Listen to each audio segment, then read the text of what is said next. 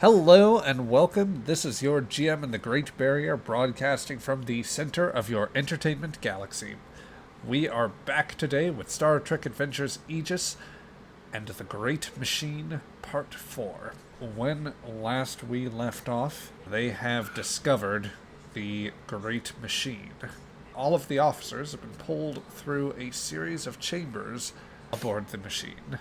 The first of these took them into a chamber with three pillars, where the crew, when they were assembled here, had tried to discern a puzzle, their only guide being a riddle left from the last message that was imparted to the Calamese. The crew attempted to interact with each of these pillars, and when they did, it mostly produced audio tones that formed a harmony. One exception to this was Colonel Sharp, who, when interacting with one of them, was enveloped in some sort of electrical field and amber-like substance, and thus, after being completely engulfed, disappeared from this zone.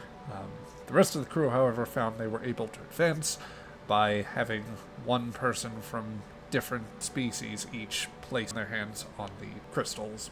This advanced them into a second chamber, where they were met with two pillars and similar crystalline constructs, or sort of triangular prisms, which did not, the ones that started out nearest to them did not fit within the prism that they had, something would not allow them through. When they tried to advance and place it in the other one or acquire the other crystal, they were met by, for lack of a better term, some sort of automatons. They did not allow them to pass, and indeed seemed to mirror their movements, but it was Lieutenant Shira, I believe, who discerned that cooperation would be a good way to advance, and thus arranged to distribute the crystal they had to the automatons, and in turn they received the other one and were able to place their crystals and allow them to proceed. Though Colonel Sharp has seemingly been lost, at least for the moment, you have been making steady progress. However, you discern that there is one challenge that you have not faced yet, and as soon as some of you made it through, you found yourself in the difficult situation where we left off.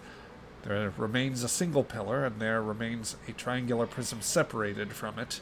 At the base of that pillar, with the prism under his arm, and a particle pistol readied in your general direction, is the Vulcan Commander Selmar, a man that, as best you know, was left with a small Vulcan contingent on the moon of Fomalhaut, left to face the wrath of a paranoid Calamese dictator and his massed army, which they had armed with modern weapons.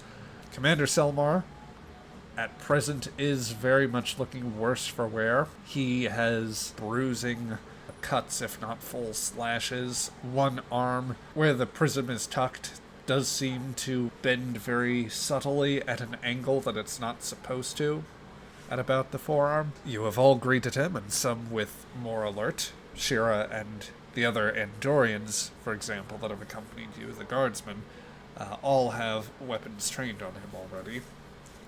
But as you are the senior most in charge, Commander Patel, and you are one of the later ones to arrive, he has recognized your relative position compared to most of them, and it's at this point that he has said that it is time for you to have a discussion of sorts. So let's just pick back up from there. Patel, Lambeth, Shira, Saral, Romanov, before we engage in any dialogue, I'd like each of you to have the opportunity to set up what your disposition is at the moment. Are you actively trying to move, out of the way of things? How are you positioning yourselves? So what's the name of the lead Andorian officer? That would be Lieutenant Nolsan. Shira will say, Nalsan, get your team to spread out. You're huddled together like it's an ice storm. Quite right. And with a couple of hand signals, he will gesture to his remaining officers. They will begin to spread, mostly concentrating on what would be the Vulcan's left flank. Two of them have particle pistols at the ready. One of them has an Andorian plasma rifle. I think Soral kind of is still in the middle, kind of where they drop down, teleported down, kind of whatever. Hasn't really moved much, has gotten up. And I think the best way to describe the look on his face is indignation. It's like, what now? How are you supposed to be here? What are we testing here? Addressing the whoever designed this. But were clear instructions too difficult to translate? We evolved past that? Oh, it has to be pointed out, Shira doesn't know this person on site since she wasn't planet side for this. So this is just a Vulcan officer. What was Patel and Lambeth were there. The doctors were there. He was on the planet, and then later on the ship that self-destructed, correct? No, I think he sent a message to the ship, and his first officer self-destructed. Yeah, he got trapped on the planet when the General's forces attacked the Vulcans. Did we not see him on the view screen at some point though, or I feel like that was a thing. No, he was there. He was the guy that was threatening and blackmailing us in the hole, and then I buried twice, and ruined his relationship with Kragan. All hail Kragan. Glory to Kragan! Yeah, glory to Kragan. None of that now here. I'm annoyed enough as is. I am sure if the cabinet was there, this would go a lot more poorly, because that is probably not the face this Vulcan wants to see right now. Yeah, Soral seems to be losing his patience at these riddles and non-transparent bullshittery that's going on. When we came down through the hole, did we come down on a little, I don't know, a beam of anti-gravity or something, or did we literally just fall? You fell maybe for a moment, but you feel just the slight tug of gravity as you're coming down, but in a moment it translates to suddenly ground being under your feet. Every time you go down a level, the first time at least, some of you very nearly stumbled, because it was disorienting. You're used to there being more falling that extra little bit of the way, but yeah, you just basically appear on scene once you pass through the hole. I think the first couple times Patel would have definitely stumbled, it would have definitely caught him off guard both times, but this time, noticeably, maybe he's much more chill about it. So, and I think, I'm just gonna stay basically standing in the middle of the group here, I guess. Lambeth, is there anything in particular the doctor would be looking to do right now? Not that I can think of at the moment, I guess. Copy that. Just generally being cautious, I think. Alright.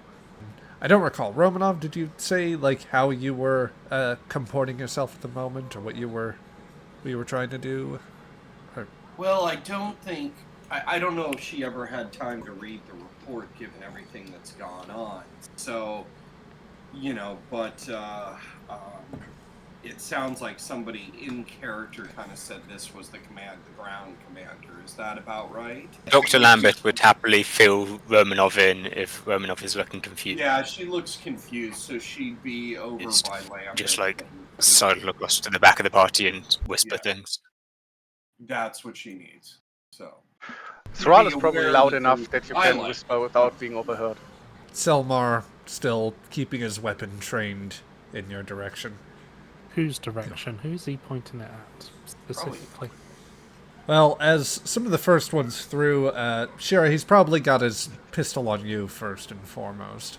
He might have shifted to Patel afterwards, but his aim is steady enough, he's definitely pointing it at somebody. Did I interacted with the first officer briefly when I was posing to be in command, right? Yes. Okay, I was just clarifying. I know not what test precisely you speak of, but if you're curious as to my presence here, I would ask the same questions. given that you have thrown in your lot with such questionable allies. If the Andorians have made it this far, then it is a fortunate circumstance that I am here to prevent them from seizing what could be a worse weapon than the chemosite. What makes you think that this is the path to a weapon? If you didn't come here of your own accord, if you were mysteriously brought here, what kind of clue did you have? Selmar tightens his grip on the pistol and tries to adjust his position on the pillar in order to give himself more stability. Logic would suggest that this must pertain to the myth which the Calamese have long defended. We were made aware that one may have encountered other components of that mystery. If someone was searching, other powers might become aware of it. If we found Andorian forces in very close pursuit, at least that is the account from the High Command. It scarcely makes a difference at this point how I came across it. Suffice to say that whatever this place is, it is not normal. And your presence in particular would suggest that Earth, that your Starfleet has also made strides in uncovering this puzzle. That if action is not taken, that you, or more likely, your Andorian counterparts, would be able to seize control and greatly upset the balance of power in this region of space. What balance? You've destroyed any semblance of balance that there ever was. Selmar will adjust his neck slightly, crane very slightly in your direction, Soral. We have acted to stabilize this galaxy, this region, and against unstable elements. Do you truly think that the Andorians were preparing their weapons of mass destruction for purely defensive purposes? We've all seen what chemosite can do to a planet. Even before then, they have been behind innumerable armed groups, causing chaos on countless worlds. Do you think that the resistance movements on Corridan would have survived as long as they had without Andorian backing? Do you think that their colony site on Pan Makar was really a peaceful settlement? They may be able to rationalize in other ways, but I would hope a fellow Vulcan is not so deficient in their logic. Logic. Please, every example you can bring, I can bring another one that the Vulcan High Command so justifiably supported. You're not acting on behalf of any galaxy or quadrant, you're acting on behalf of the Vulcan High Command. To their benefit. And it's exactly this hypocrisy why I left, why I want nothing to do with you. That is your prerogative. Have you read the prophecy? I am unaware of any prophecy. We decoded something. You need to read it because the actions you make here have far-ranging implications.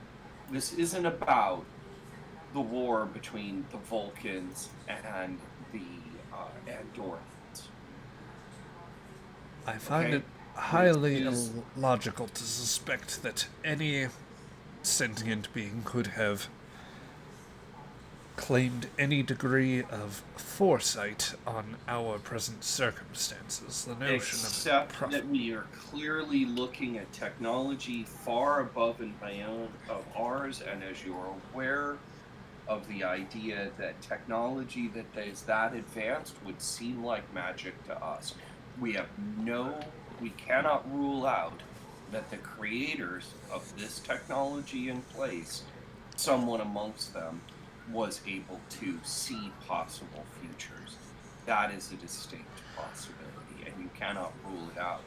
And the nature of this prophecy and how it was written it is describing this moment right now, which will define whether there is peace and scientific inquiry and a better path forward for Andorians, Vulcans, and humans.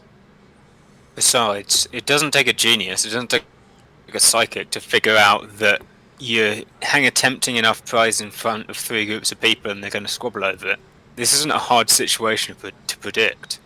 Yes, exactly. And we've only made it as far as we have by cooperating and working together as a group, a diverse group, which I think, correct me if I'm wrong, don't Vulcans have some sort of a saying about the power of diversity and cooperation? Yes, they do. Infinite, what is it, GM? Infinite diversity. My character would know. Infinite diversity and infinite combinations. That's it. Yes, that's why we all talk to think alike. Well, it strikes a bit hollow when they're trying to enforce a hegemony over the local area. Also, quite frankly, while we're speaking on logic, Commander, last time we saw you, you were stranded on a planet in open revolt on your actions. Your ship destroyed. We got here by deciphering a prophecy that you do not have, by employing technology that you do not have access to, by pooling our resources that you did not have. Logical conclusion? You're another test. You're not here. You're a construct of whoever designed this place to test what arbitrary moral value they want to attach to this. Or how did you come here? Enlighten us with a thrilling tale of your adventure. Or let's get this game over with and move on to the next step. Selmar kind of looks into empty space for a moment as he ponders what may have happened before making eye contact with you, Sorrel. Can I logic him into a paradox where he self-destruct? If only. It is indeed true. I do not know how I came to be here and survived the circumstances in which I had previously been occupied. It is also true that if you were indeed speaking the truth on this matter, that logic would follow. I do pose some sort of test or quandary to you. I cannot speak to any of those. If I am indeed a test, then I have very clear conditions to place you in a dilemma, and thus either inhibit your progress if your measures are insufficient to accomplish this, or to provide you the opportunity to demonstrate whatever they measure to be success in these conditions. However, the possibility remains that I am in fact Commander Selmar, and that I have a vested interest in seeing to it that you do not achieve these victory conditions. Actually, I think you do, because if you truly are a manifestation of the person you believe yourself to be, ultimately, your interest is in the pursuit of knowledge, and the very nature of the pursuit of this knowledge requires us to work together, Andorians, humans, and Vulcans. Whether you believe this ancient civilization had the capacity of somehow potentially seeing future timeline, which, from a subspace mechanics point of view, is entirely possible. It's just people lack the technology to do so. Again, you ought to be interested in working with us. Romanov, you're working from a flawed premise. Am I? Yes, the commander's goal is not the pursuit of knowledge. It is the advancement, the superiority, well, at the very least, protection of Vulcan. Am I correct? He is indeed. And my ultimate point is, your prior tactics did not work, Commander. On that point, I would disagree. While the Fomalhaut situation was regrettable, we have That's largely... what I'm focusing on. I think you need to view this as a pond situation. This isn't about the war. This is about making sure that this technology doesn't expand a war and create additional weaknesses I would for all three civilizations. dispute some of your logic, for while you are right, it is in my interest to prevent this technology from affecting the outcome of the conflict. I would submit that the pond you would have me look at is but a drop of water in a larger ocean of a strategic picture. And that strategic picture suggests that if I inhibit the use of this great machine, I would put the Vulcan High Command in the best position possible. As, however talented an individual Andorian ship or commander may be, they are losing this war. They will lose this war. And it shall be rightly so for the threat that they very nearly unleashed upon Vulcan and upon this whole region of space. If I intervene now, then we secure not just Vulcan's interest, but any power that could be threatened by the use of weapons of mass annihilation by the Andorians. And how do you propose to interfere? You haven't Stopping noticed the there's a game lot in its more of us tracks. than there is of you. Even if you discount the Starfleet personnel and our science friends over there. As you will undoubtedly have guessed, Andorian, my weapon is already at a maximum setting in order to accomplish its aims. He adjusts the position of his weapon directly against the triangular prism that he carries under his shoulder. Presuming you can get a successful shot off, you may well be able to defeat and incapacitate me. However, the nerve impulses should allow me to still destroy this item before you have the opportunity to intervene. That will prevent you from advancing any further, and it will keep this machine and its potential locked away from everyone's use. Bit of green. How badly is he wounded? Can Shira just do a quick look over from her position just to see how bad his wounds are? I would give you an insight plus medicine, call it a difficulty 2. Okay. Sure, I've got first aid as a focus. I could do that. Can I spend a point of momentum for an extra dice? You may. If nobody else opposes. Objection! No, go ahead. Psych medicine? Ew.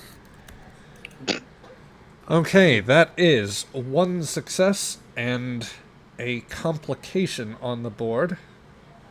Let's use 2 momentum for that. This is a pretty tense situation.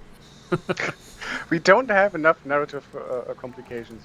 So I don't know, maybe you decide you're looking at him funny and blows up the crystal anyway. Yes, exactly. Yeah. well, That would end the adventure early. the question does become, Craig, how would you prefer to take that? Accept the narrative complication, ignore it, and grant the GM 2 threat, or buy it off with 2 points of momentum?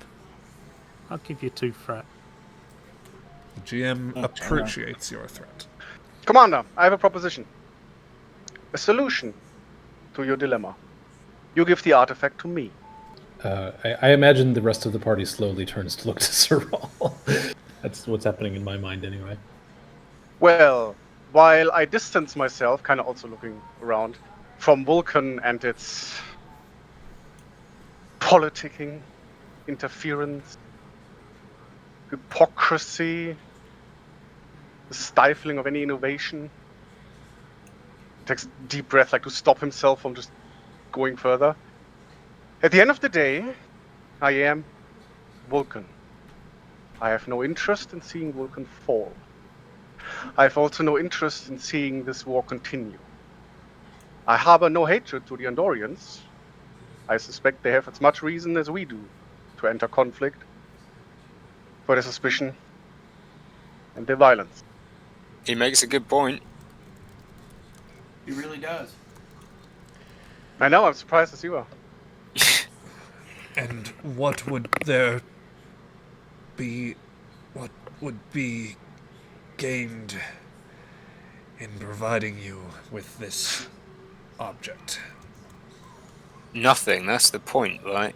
We all walk out of here safe and alive. We don't care about what we get out of it, as long as no one else is getting an advantage over the others, right? That's the point of this. That is the point.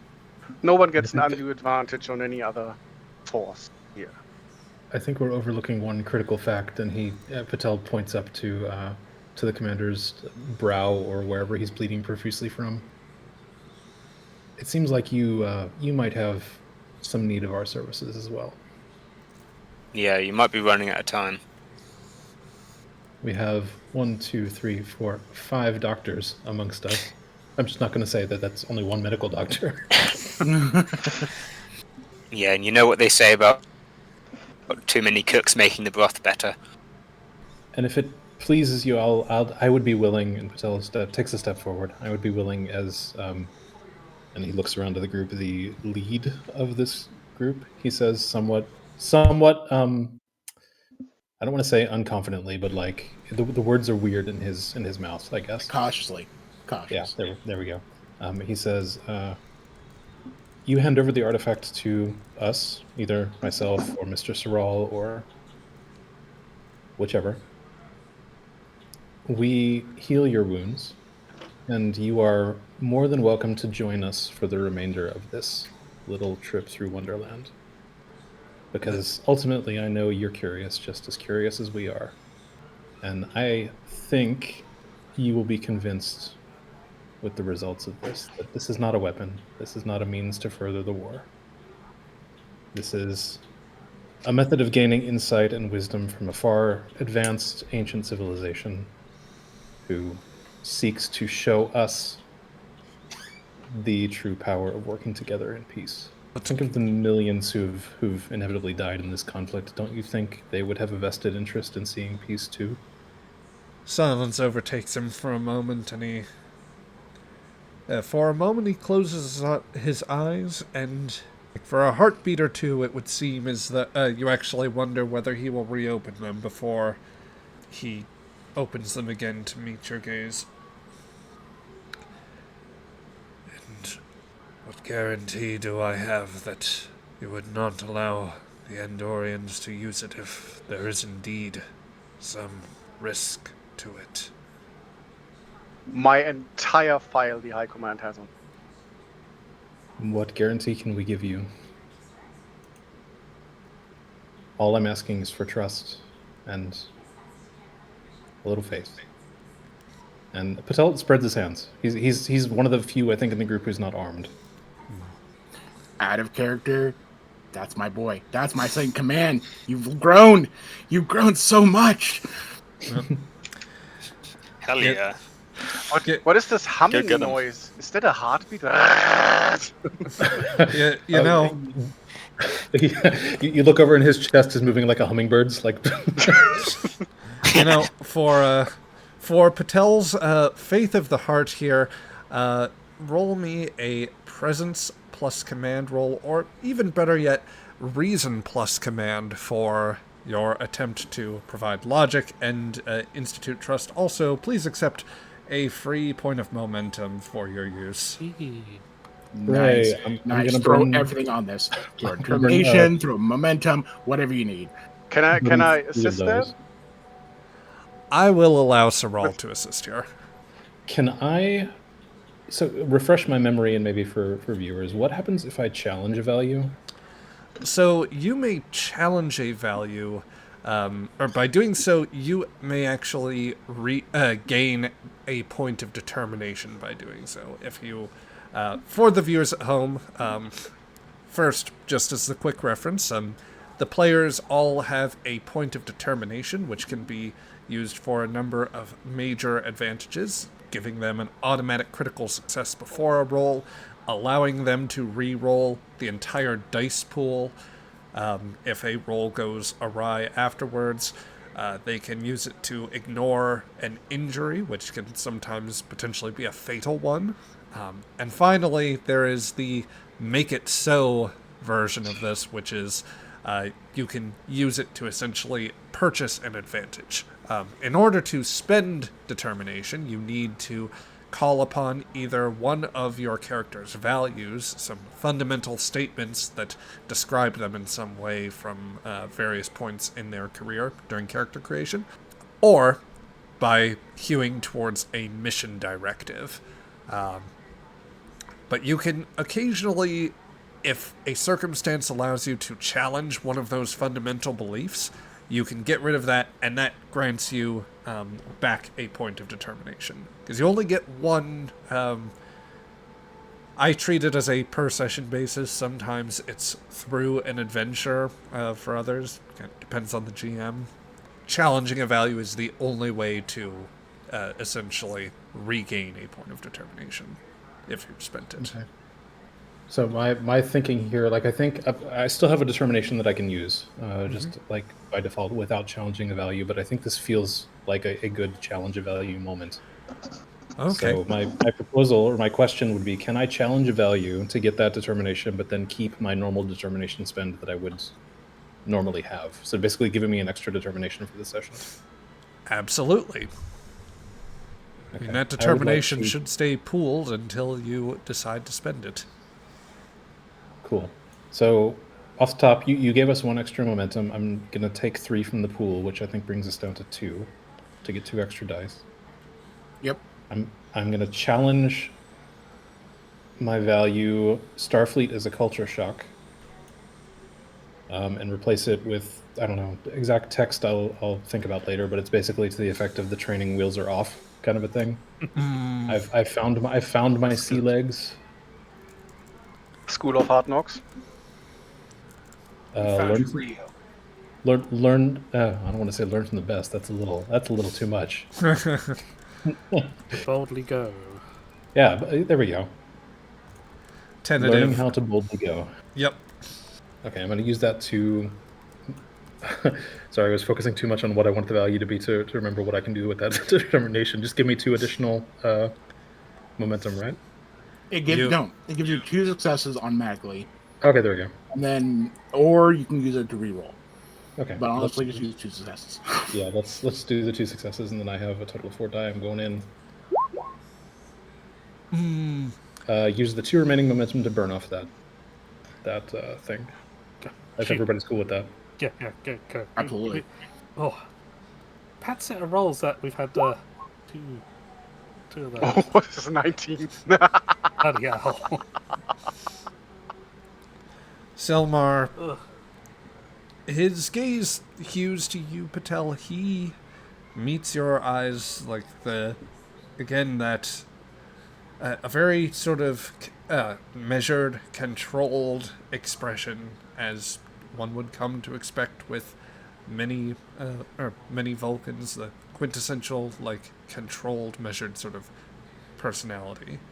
Despite it being haggard by wounds and the onset of stress, he ponders very carefully and meets your earnest look as you try to assure him of this. I will permit your doctor to attend to me. If what you say is true, and you can provide proper assistance, then we may proceed. The one thing that I would do at this point too, just because, so I guess first question, what are the Andorians doing besides Shira? Like, how are they taking this in? So the 2 lower ranking Andorians have had their particle weapons trained on him this whole time. Nolsan has been, like, extra sort of stiff as he's had his pistol leveled. Kind of still a little bit with Saral in the way. As if, he has line of sight on Selmar, but if he were to misfire, he could inadvertently hit Soral, and he probably wouldn't be too busted up about that. Who would? Yeah. That being said, Nolsan says, I would caution you here, Commander. The Vulcans have a long history of duplicity. They were the ones who started this conflict. Are you entirely certain you can trust him? We can't trust him, sir. Even if he's some weird construct test that this place has brought on us, he's acting exactly like a Vulcan from High Command would. Do whatever it takes to ensure whatever this does get back to the Vulcans. Or at very least deny us from having it. What would you propose as an alternative, Lieutenant? I've always valued your advice and asked you to give me alternatives when I can't quite think of the next move. It would be great if you could return the favor. Wait, I got that backwards. Oh well, you know what I mean. I understand, yeah. Wait till he passes out. None of us are wounded. And if he dies? Well, he probably should have been dead back on the planet. Patel just looks at Shira, and he's got a look on his face that maybe you've not seen him before, but it's one that he's definitely worn a lot in his life, and it's the disappointed professor when somebody has handed in their homework late.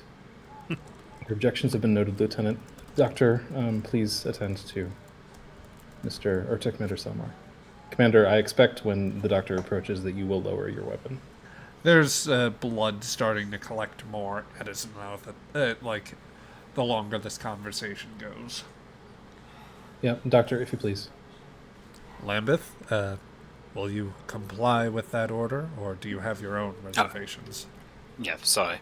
Yep, I will comply. Yes. It's good to work. You walk over and approach what I'm sure for you is you approach the pointy-eared bastard, as I'm sure Lambeth's conception of him is. Oh yeah. Yep. Still at point-blank range, his weapon is to the remains like firmly trained on the prism, as he regards you. He's at least confident enough that with your relative placement that the Andorians would have a more complicated shot at any rate, so he's not doing anything to render himself like much more alerted than he already is, or he hasn't shifted in any way that would be hostile towards you, even if he were capable of doing so. But yes, Lambeth, how do you wish to proceed here? Right, well, I'm looking at a head wound, basically. Right, or is there a bunch of other stuff as well? I guess to start with, let's diagnose the issue just by looking at him. And I guess I've got to bring out a scanner. Yep, let's call it if he has an objection to it. Presuming that you move slowly enough, then are carefully showing him, this is my medical scanner. He's gonna do it like very sarcastically and like rudely, but yeah, he'll slowly go, okay, right, you're fine with me reaching into my bag and pulling out my medical scanner so we can have a look at you and make sure you're okay, or are you gonna, blow us all to hell? No, you're not? Good. Alright, thank you. Yep. Excellent. Glad you're being so polite about this. Doctor, give me a reason plus medicine roll, difficulty of 1. Okay. I don't think I need to worry about any momentum or anything for that, so let's just make the roll.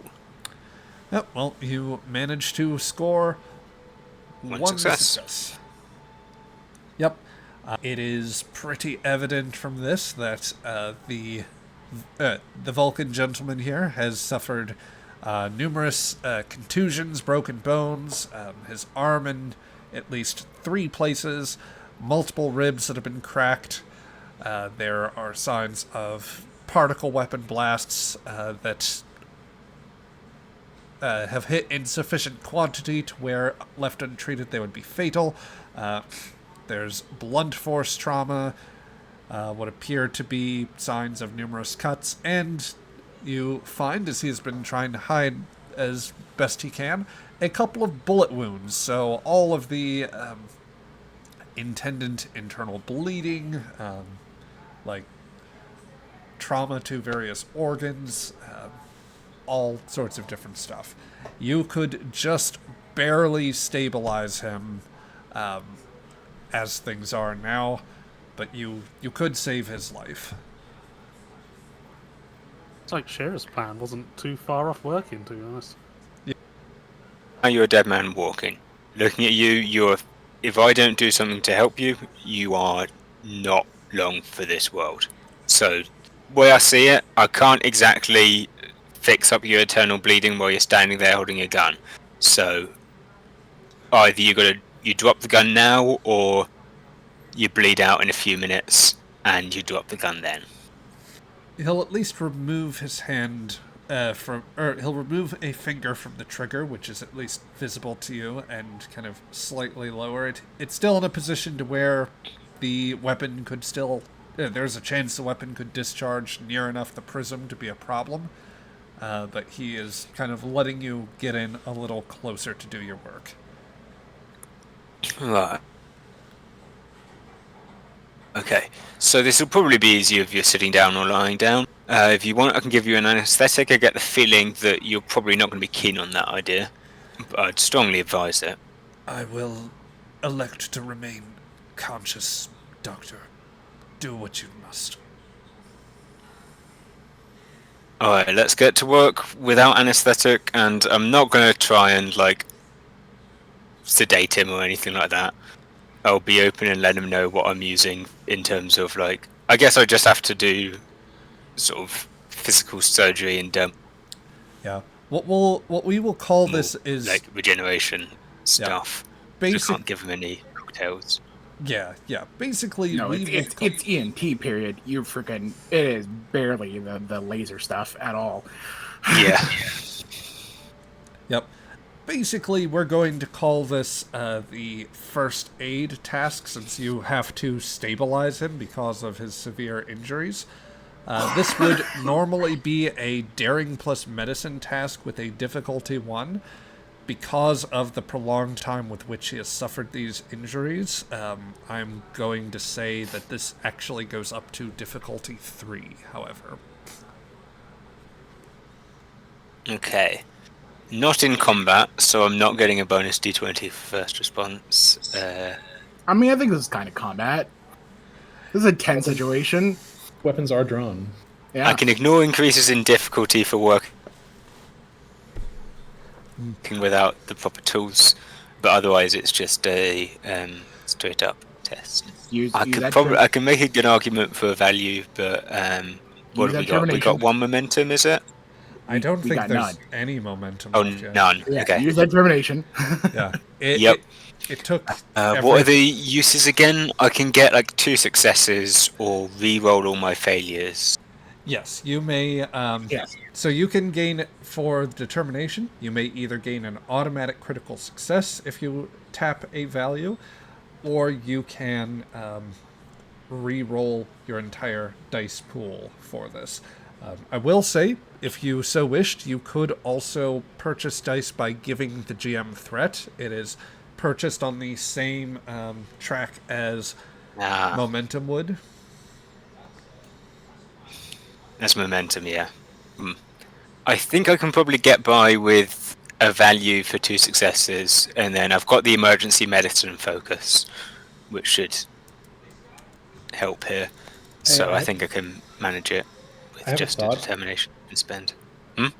Since I did that value thing and basically got my second determination, can I Spirit of Discovery with my actual determination to get momentum in the pool? You could absolutely do that. That's some good. Yeah, I'm gonna do that.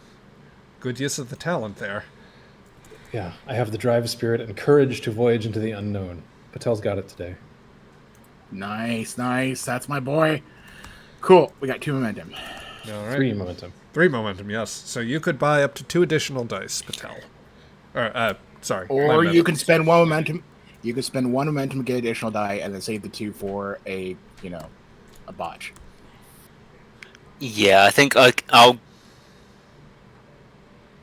get. I can manage 3 successes with 3 rolls, especially if I'm getting assistance from someone and a focus. What'll it be? Control plus medicine. Daring plus medicine. Daring plus medicine, same result. So that's a 15. I've got. So yeah, I think I can make that just with 1 momentum spend. And So you're let's go using for your it. determination, using a value. Well, I'll save for rerolls probably. Okay. Don't need to use it if I don't have to, I think. All right. Here it comes. And Yeah, there we go. Nice! 4 successes. who needs that? Yeah, who needs to spend your determination with rolls like that? That is 4 that's successes awesome. on your roll. So you beat the difficulty, and then you gain back a point of momentum. So yeah, I think that gains back what would have been spent. So the 3 momentum that you have right now is perfectly appropriate. While you don't out and out sedate him, you find that if you so chose, you could supply some localized anesthetics on the wounds. However, you are able to deploy a series of properly modulated coagulants, dermal regenerators, and other medications which can lessen the basically some anti-inflammatories and other things that will promote at least staunching of the bleeding and some limited healing. The work that you undergo, it is relatively silent work, as at least for outside of any on his end. Yeah, outside of any sarcastic remarks that you might be making, just loud enough at least for Selmar to hear, if not the rest of the crew. I'd have to imagine that there is relative quiet as you work on Selmar and allow for the occasional sounds of equipment to suture up a wound or inject him with an appropriate medical compound. Yeah, I think his bedside manner probably actually improves once he starts working on him. Yep. He gets a fair bit less sarcastic. Yep. Selmar continues But we'll see to this. keep a careful eye on you. His face as impassive as it has been. As you approach the end of your work, you find that his face, which had been relatively drained of color at the start, is beginning to look something very slightly more normal. He's obviously got a ways to recover, but Selmar is now at least not in danger of imminent death. How are you feeling? Obviously, you're not looking all that good, but you should be better now. You're still at risk of death, and I wouldn't advise you taking any heavy activity soon in case you start to reopen the wounds. But at least you're not gonna die immediately now. Well, not from your wounds anyway. Indeed. It would appear you have presented me with the opportunity for choice. Thank you, Doctor. Your work is sufficient. Sure, no problem. Alright. So you want to go back to putting your finger on the trigger? We're going to continue the stalemate, or we're going to, move on with our lives? He looks over your shoulder to Commander Patel and Saral. One of you may proceed, if you so wish. Patel looks to Saral. I step forward. Nolson will immediately begin to protest. Commander, would you truly hand this device over from one Vulcan to another? He's thinking to himself before he actually says the sentence. I'm glad the captain isn't here to hear me say this. I trust Mr. Sorrel. But if it would make you and your group feel better, I will take the device. Or one of my group. I suppose the maximum degree of comfort would be to place it in our hands, but I understand the Vulcan, persistent and duplicitous bastard that he may be, would not be amenable to that, so I will allow you to proceed, Commander. Does that mean he's letting Sorrel take it, or do I have to take it? Oh, you can take that with whatever discretion you like. Okay. You're I'm the just commander looking- now. I'm just looking at the Vulcan commander, like, kind of, I guess, hand outstretched. Outstretched.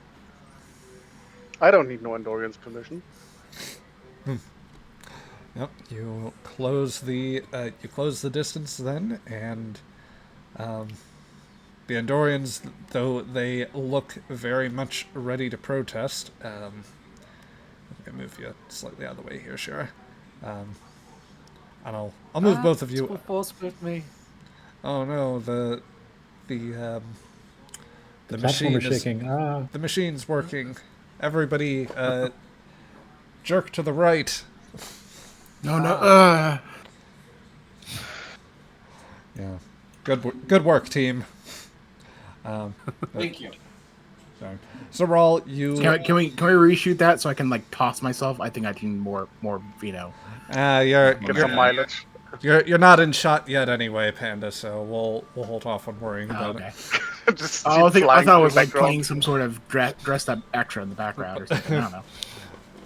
Oh, you're playing like Natala's stunt double or the CGI person that is Fen right now. Yeah.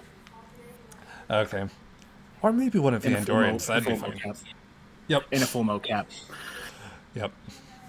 Anyway, Saral, you outstretch your hand, and with a moment's pause as Selmar regards you, he will set aside his weapon and lift the object and extend his arms, handing the prism to you. I accept the prism.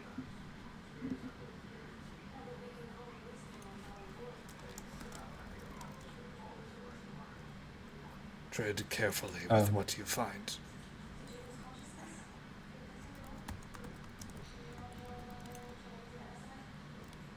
Thank you, Commander. If you are indeed real. I suppose even if you're not. I mean, he seems real enough to me.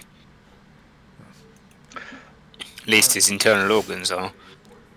I suppose Well- logic would suggest that we shall learn the nature of my particular existence here if I am indeed but a construct. We shall learn momentarily whether that is the case. All right. Oh, you have the prism. The pillar is what Selmar is leaning against. And I'm guessing that the prism doesn't really do anything aside from working as a trigger or key, so I would step forward and place it on the pillar. All right. You find, much as in the previous chamber, that you find that much as in the previous chamber, there is indeed a triangular slot for you to emplace the prism, and that it effortlessly fits into the site. The moment that it completely makes contact, presumably with your hand still connected to it, Zelmar will vanish. Patel breathes very deep. Sufficiently advanced technology is indistinguishable from magic. And with that, once again, with the object in place, you find that the center of the room gives way and that there is an opening down. I look to the Andorian, just raise an eyebrow, and step down, forward, jump The into the Andorians, abyss. the Andorians move just as quickly. A heart beats behind Saral to run down into the portal. Shira's gonna look at Patel. Good call, sir. It could have just as easily been the other direction, Lieutenant. Well done. Like I said, you're one of the best first officers in the fleet. Patel just. So how many times does Soral get shot before anyone other than the Andorian down there? Can we get a number of that, or is it just the amount of disintegration? Oh, well... Oh no, he just vanished into a white light. Just ignore this dust here. We'll just sweep it away. Sloan does not immediately join you. Or rather, Sloan immediately joins you. You're not immediately shot, I can assure you that much, but let's everybody close in on things. Dr. Lambeth will take up the rear again. Yep. Every day I wake up not shot, I make it everyone else's problem. So this is the boss level, right? It's just a sigh of regret every time that Soral is showing up on the ship every morning. I left, bitch. Yep. You find yourselves in another chamber, this time with no pillars. No pillars, no prisms. Getting more and more obtuse, I take it. And mere moments after the words, all light is lost around you. The platform itself remains a lot. Yes, the deck itself is somehow illuminated, and you can easily see yourselves against the against everything that's here. All-encompassing, sourceless light.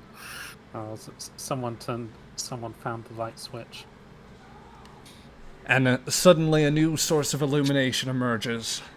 As the platform, the center of the platform, and this time, instead of turning to a black void, turns white. And from it, a pillar, a beam. And at its center, an object. And from that, a voice. Have you come to see, to know the truth? What do you think?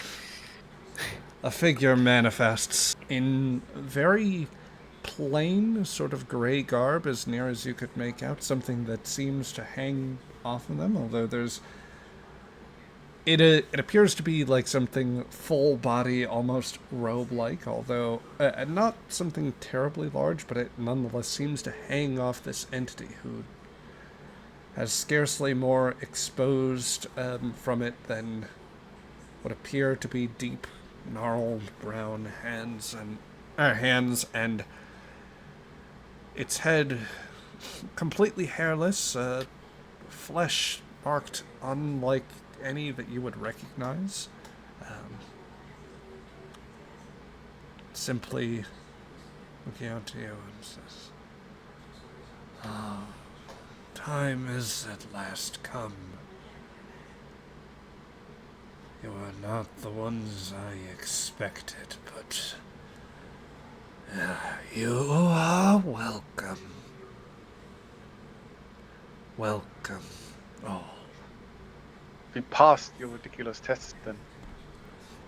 Indeed you did. You have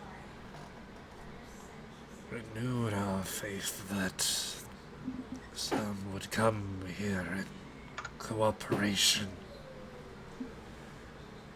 This is what I was waiting for. I am pleased. But I am sure you have a great many questions. Please, what can I do for you? How long have you been waiting for somebody to solve the puzzle?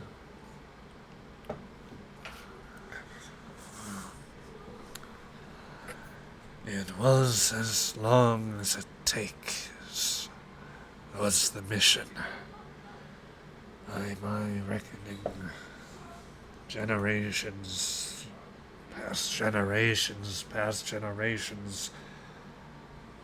time long in memoriam, long beyond what normal memory should carry.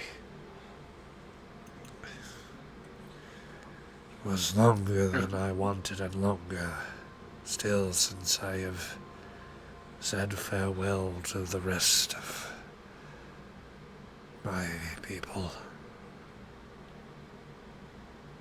Well, who are you? And what is all this? This is our greatest material work. Our greatest machine. My people left this here one day. The last record and birthright to those that might come together in harmony. And might be ready to walk our same path. Eventually, at least. It will help you get there. What makes you think we want to walk your path? What makes you think we don't want to forge our own? That is a good question. And it is one that is entirely your choice. Some may individually decide to take that and to follow where some went to the immaterial, to the plane beyond. Others may yet stay and choose to commune as others of my kind did, with the broader universe, to explore, to be among it, to have their essence spread out like the dust from the stars. I would not begrudge you whichever choice you made. She was going to put her hand up. Yes, excuse me. Is there any chance we could have our captain back? She vanished on, like, the first platform. The face noticeably contorts for a moment. The captain. Anomalous component. In a brief moment, an almost imperceptible movement of the figure's hands, there appears, enveloped in amber, Colonel Sharp. The only. Yep. We hope the only one. Am I in stasis still? Still. Being covered in amber? Yeah. You want them... This component is not anomalous to you. No, she's quite crucial for us. What makes her anomalous to you? Interesting question. Why did she vanish? She What made her? I do not have words for this.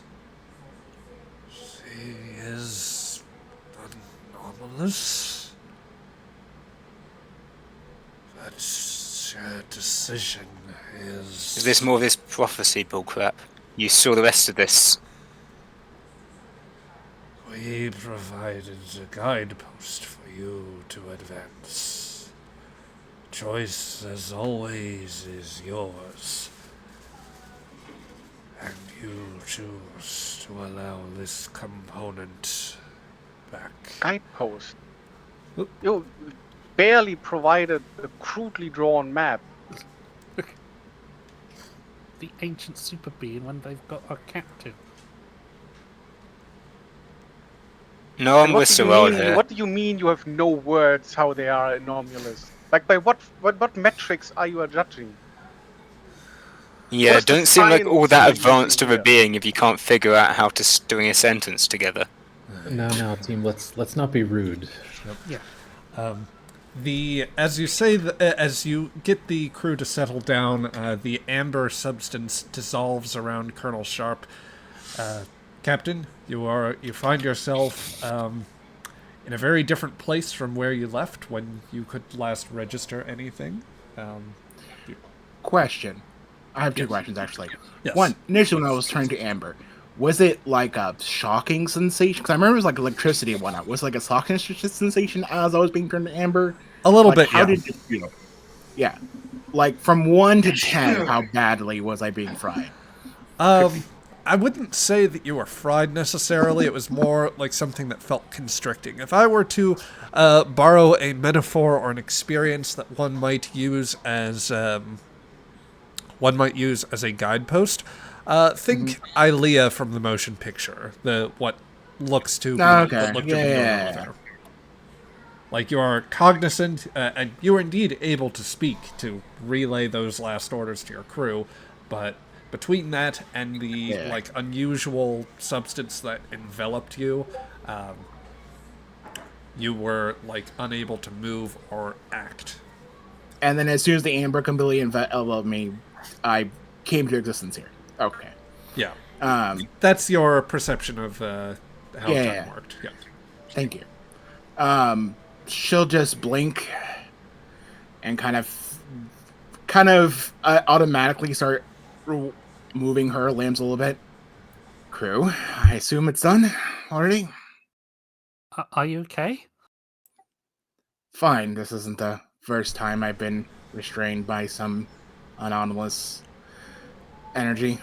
Ooh, yes, that same wording appears to be making quite a show. Tenkayat Fen interjects. Alright. Why is everyone looking at me weird? She looks at herself. Do I have fur? Oh, Feathers? the She looks at herself. the being there said you were anomalous. The decisions of what to do are entirely yours, as is my final duty to you here. The being rejoins. If you have no further questions for me, then I am ready to perform my last duty to you. I have a question. I don't know how long you've been here. Please Don't start. not speak. She just inclines her head. looks to the group. Do not speak, anomaly. Yeah. Why is the captain anomalous? She didn't pass the vibe check. Yeah, you claim you don't. You claim you want us to make our own decisions, and yet you're It is actively stopping us from communicating. You give us no information on what these decisions entail. You may interact with the component as you wish, and they may interact with me, but I prefer not. What exactly is your mission? Besides to give us a choice that we don't quite understand. I have maintained this place and wielded its capabilities in the time before someone came. I did what I could to help where I could. Those of the distant shrouded world I saved. Stars that would have long since gone. I moved those who might be saved. I have given chance to life and to harmony and hoped. It has taken longer than I wanted. My capabilities diminish. Had none arrived, I might not have been able to fulfill my last duty, this final mission. But I can say at last, I can perform it. I can allow my post to be relieved. And one of you may be its steward. You may guide the harmony so that you too can walk the paths you choose and have the opportunities that we had. We want you learning lessons as you have to join our community if you so wish. Be part of a greater cosmos. If you wish. As he says this, the light tempers a little bit, and he actually shrinks down very slightly. So he begins to step aside. Or he's able to step from the platform. Sharp has been eyeing this, her hand going up to her chin as she just considers the words and just nods. I see. Well, she looks over to Kirk. I have faith in you. I think all of you have the right principles, though sometimes it is hard, given some of your histories. But this is something the rest of you have to guide with. I think I agree with them. Thrall steps forward and just says, fine. I'll accept. I'll steward whatever this is. I am afraid not, Nolsan says. And as all of you look to the Andorians, you find that particle weaponry are leveled in your general directions. I cannot allow you to do that. Cursed your sudden but inevitable betrayal. Lieutenant, relieve them of their sidearms. You really didn't understand the entire lesson of this whole discovery, did you? What I understand, Captain, Nolsan says, as he specifically is taking aim at Saral before he can approach the platform too much further. And I will say he is ready to strike if you make any further movement. She's not. Yeah. She's keeping her arms. Yeah. That's specifically directed at Saral at the moment. Oh, okay. Yep.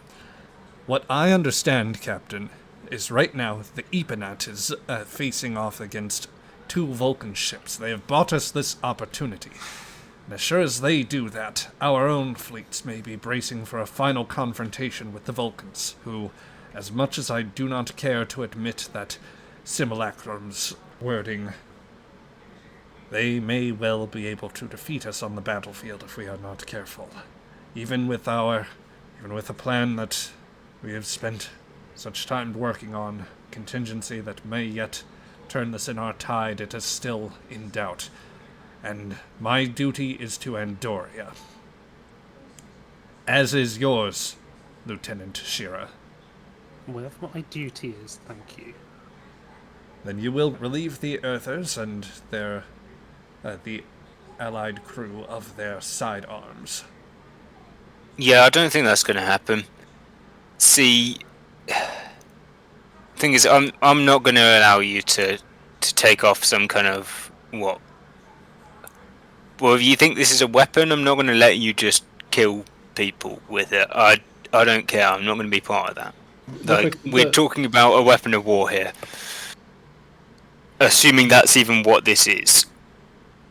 I can't let you just, no matter how just or righteous your cause is, no matter if you're on the defense or the offense, I'm not gonna give you that weapon. Then is likewise going to walk over and say, I too could not be part of any such thing. The scientists are going to generally stride over a little closer. And go ahead there, Patel. Sorry, out of character, did the being give us like a name to refer to him as, or any sort of like title or anything? Or did I miss that? He did not. I guess if we were, yeah, they did not. If you want to assign something to them, let's say that they refer to themselves as the steward or the custodian. Yes. Yeah. A groundskeeper, if you wish. There's a callback. Oh, we got a great one at the academy. Wait, I didn't go to the academy. Damn. No, we also had one at the freaking first episode that Sharp was the captain, remember? With the sheep. Oh, yeah, the sheep. Rest in peace, Woolsworth. Shira, you have been given an order. What action would you like to take at this time? Malzahn, we're the same rank, you don't give me orders. Second, this is a human-led mission, and your Jepta, he's in whatever trust we've built with the United Earth. With this little stunt of yours. I am not doing this purely on my own initiative. These orders came from Commander Thorlov himself. I am certainly not going to allow a Vulcan to take control of this device. And our duty to Andoria, such that it is, requires that one of us must use it. What if we could use it to end the war? Not to destroy one side or the other. Like, look, Soral's basically the only independent person here. We want a neutral observer. It's Soral, maybe the doctors. Yeah. Yeah. If not Soral, maybe one of the other scientists would be a better compromise. I don't know, I get the feeling you don't really care about which of us it is. It's more that you want it to be an Andorian. Right? Not that, frankly, I consider you all an unstable element. You may have come to trust them, Shira, but I don't know these people, and I cannot trust that a group that had for so long been the Vulcan's pets, and seems to have kept a pet Vulcan of their own. I cannot trust that any of them are going to act independently. No. The captain will look to the center dais and say, I resent every single comment in that sentence. The captain will look to the center dais and they say, I'm sorry. It seems that despite all they went through, they're still rather young. I am sure you understand that any beings, there's still room to grow at times, even when they seem to understand. Please, this is not this is not as it is supposed to be. Your differences, whatever you experience now, they are trivial versus compared to the great bounties that could await through harmony, through cooperation. She nods. What if we don't want harmony? What if we don't care about these great big bounties? What if all we want to do is get out of here alive? Try and end the war if we can, but we don't need more than that. We don't need you. That is your choice, but one must stay. What happens if nobody stays? Nobody replaces you? And all is lost. All is gone. Our birthright, our nature, we could not allow it to. Without one to maintain it, it could not be left alone. He takes very fleeting steps forward on the platform. DM, I would like to do something stupid and incredibly reckless. I am listening. I want to use. Just for the sigh from everyone in the world. I want to use my Rocks into Replicators talent to overload the tricorder that I have to just give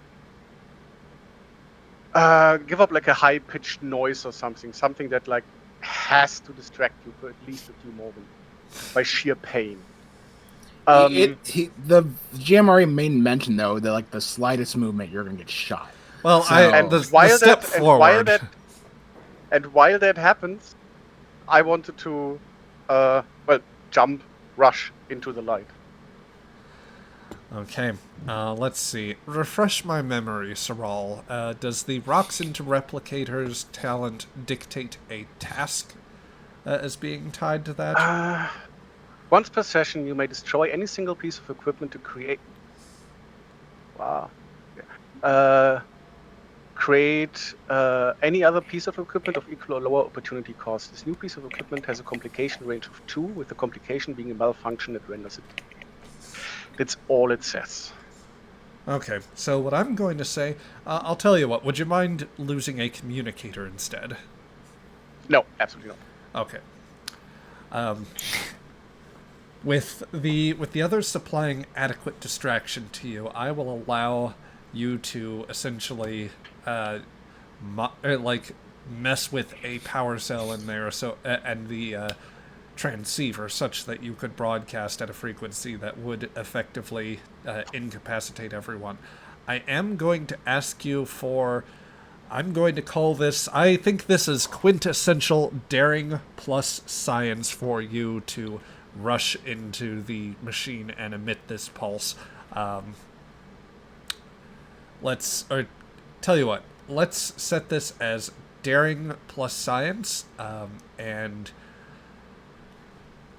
I'll have it contest their control plus security, which is as much to be able to like take an aimed shot. I will also say that you've I'm working out the specifics of how I want this to work mechanically. I'm fully aware that this might go either way.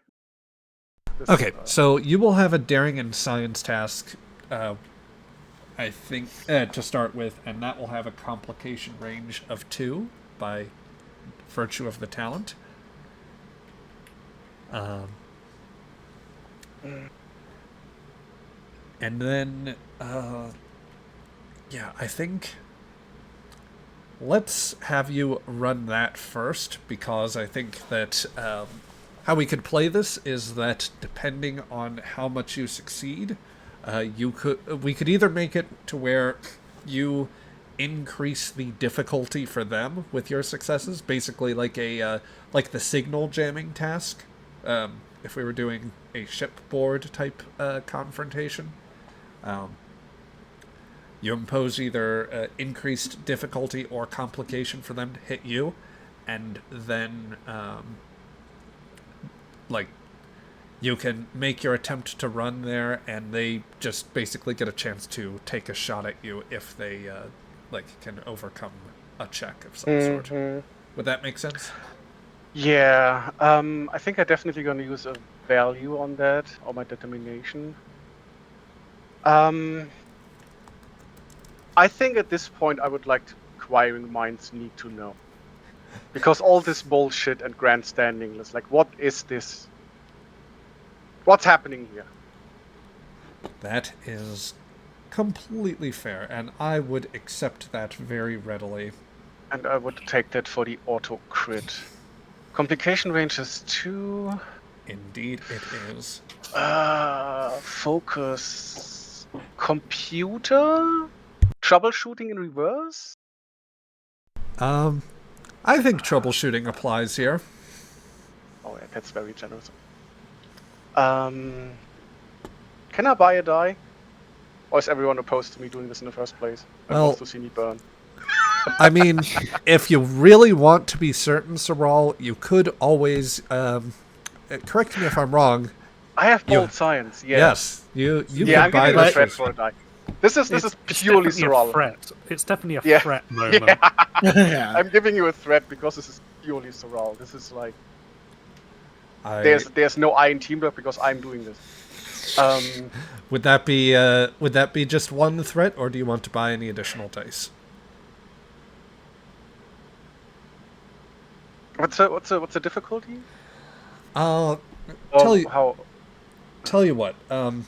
Any successes at 3, or like 3 or below, I will allow that as an increase to their difficulty. Anything above 3, and I will start increasing their complication range as well.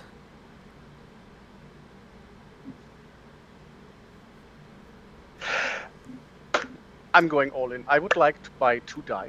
So that's, I think, believe 3 3 threat. threat. I apologize to everyone who will suffer from this. Threat Okay, you don't when want to I use get momentum? All right, sure. If it's not me. Here. Um, I'll take that off the board. Peter, just draw back what you need.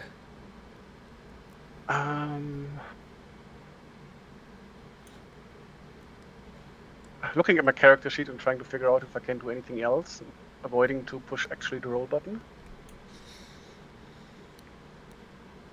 Remember, save something. Oh, I can re-roll because bold science. on top of that bold science. Yep. That was a natural 20 on the board, with 3 successes. Oh, See? much better. A total of 5 successes there, plus Inquiring Minds Need to Know, giving you the automatic critical success. Okay, so there is an absolute ear-splitting noise that sends all of you reeling for just a few seconds. Saral, it is a terrible pain to you as well, but your intention, your curiosity, cannot be overcome, cannot be stopped by what needs to be done. You simply have to do this. The Andorians, of which I will say only Nolsan is able to take a shot, is trying to do something about this. He attempts to level his shot. He has a difficulty 5 blast, or like task in order to even hit you. The increased complication range because I'm flipping him off while I jump. Yep. Let's see how he does with that. 3 successes. That shot comes remarkably close. All of his discipline manages to just keep him, like, he probably falls to his knees with that, but he tries to, at the last moment, bend it into a stable position. But the blast still goes just a little behind where you were. He doesn't quite catch up. And Saral, you step in to the light.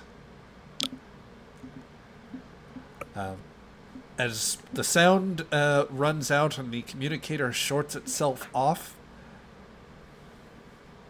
you suddenly feel a great deal.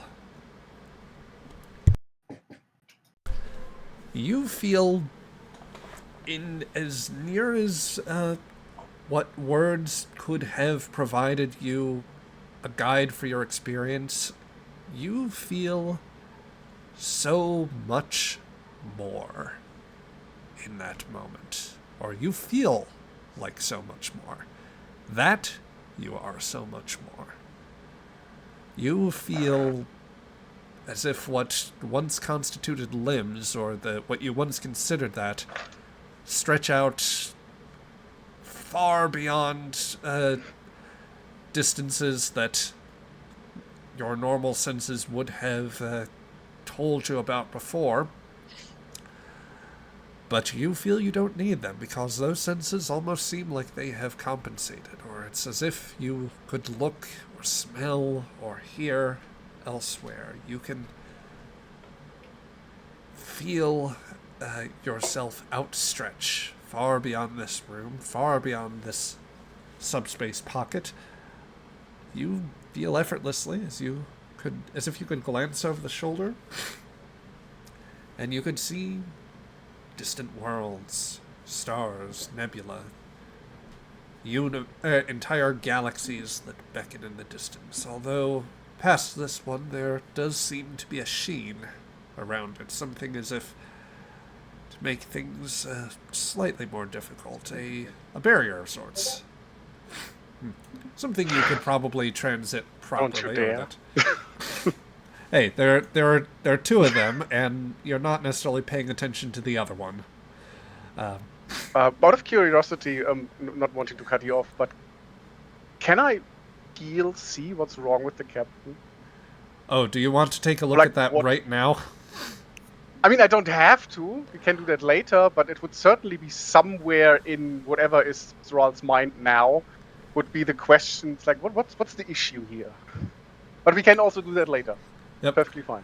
Yeah. Well, we'll definitely put it on the priority list. But as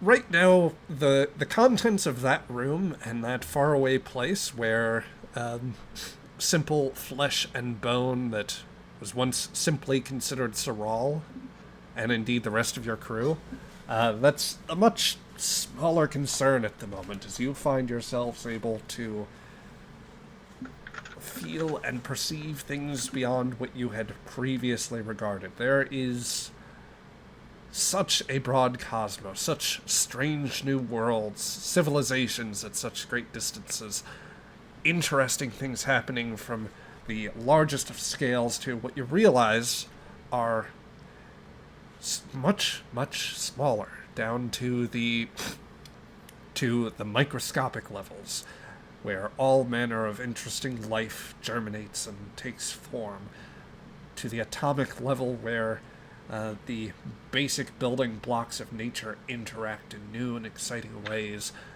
to the subatomic, and even further beyond as you begin to tease out something that even quantum mechanics of the day perhaps doesn't give you a full insight. The sheer ability of what you can take in terms of scale is just remarkable. And it's maybe something that if this were just Saral's meat brain right now that you were working with, that your mind might not have been able to handle, not all at once, but you feel that that consciousness has expanded into, once again, something so much more.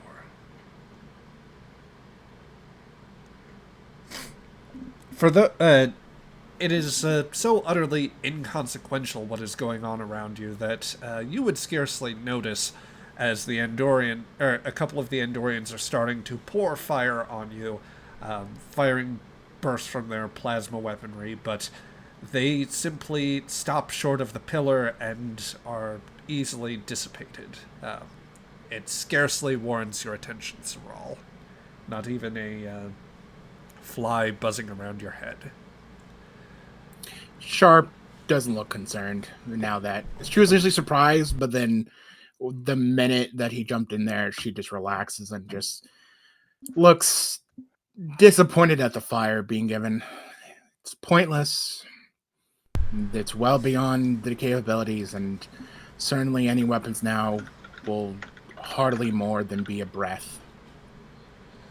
Oh, no! How are we... we need to do what... if we are unable to act, then how can we stop what is... we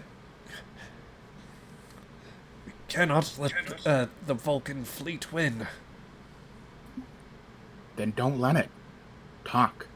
Get more allies. Bargain with United Earth and the Tellarites. I know you have had issues with Ateliers before, but tension and desperation can make old issues become forgivances, even temporary. This can open avenues that for places and your own culture to evolve, grow. You want help, then you can ask for help. You act even if it means approaching the table and treating the Vulcans as equals. You act as though we have the time to do that. As if we didn't already try. The Vulcans never we offered ceasefires at multiple points. The Vulcans never accepted. They mean to conquer us, Captain. They mean to dismantle the Imperial Guard, and possibly our civilization as a whole. I cannot and will not stop. I cannot allow this to continue. We must find another way. Something to give our fleet that last edge. Then talk with Earth. Let's bring United Front. Let's bring a mediation between it. The Earth, while certainly Vulcan is powerful, it cannot take the tension between the three of us. Or others. Don't understand. There's no time for it. Our last initiative was... It is due to start any day now. It could already be in process. If we cannot act now, then we may endanger that last effort and the only hope we have to stop the Vulcan fleets. Saral, if you can hear me, imagine it's well beyond this room. But if you have the power, can you give him that opportunity to talk? Even just for a few weeks. A few days. Saral, you are getting the faintest sense of awareness of something else that is going on, or something more immediately directed to you. Your attention isn't entirely there, but you get the sense of some discussion regarding Vulcans and Andorians, and somewhere in the recesses of your mind you recall that Vulcan once was used as a descriptor to you at some distant point in the past, and indeed that you know of Andorians as well. You knew some of them quite well. You knew something of a poor history.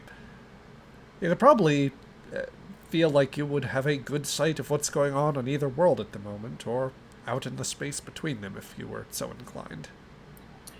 I look back to the lieutenant and I say, to be quite honest, the only person who probably can help you there is, well, the one you've been trying to shoot at. Ask him. Ask him genuinely, not of any threat or any sort of malice. Let him understand this sort of desperation, the empathy. You'll be surprised of how much Saral has of that compared to most Vulcans. He's not the Vulcan command. He wants nothing of them. In fact, from what I could recall, he's kind of a personal, selfish bastard, but has a bit of heart in there somewhere. She says, like, gives a side eye to the godlike now Saral. But I think it would be a boon, especially in a place like this, Lieutenant, one that has tried to signify unity, that you ask such a favor, as certainly has the opportunity right now to give that, more than likely. If not immediately, probably a technology or something that would be not necessarily aggressive, but certainly give you a chance to talk. All of you present in the room, and by present I do mean pretty much not Saral, who is kind of all over the place at the moment and still mulling over things. Saral has acquired the power of ADHD. Yep. But for the rest of you, Nolsan's face is a conflicted, picture of anger, of grief, anxiety, and just like he cannot resolve his how he feels about the situation. He cannot resolve his conflicting directives with what he regards Saral as and how he regards the situation. He does not have the mental toolkit to handle what is going on here. So he and the other Andorians, at least those in the guard uniforms here, they are going to freeze up essentially. She'll just that for an Andorian, that's rare. Yeah, she'll just eye and kind of give a small sigh, look over to Shira. Shira's gonna step forward. Saral? Yeah, no, we haven't exactly talked, so you probably don't owe me anything at all. But, if you've got any kind of ability just to bring a ceasefire, just so the Andorian Vulcans just stop killing each other for just a little while, that would be really appreciated. And for as long as the ceasefire lasts, I promise I won't go through your shuttle.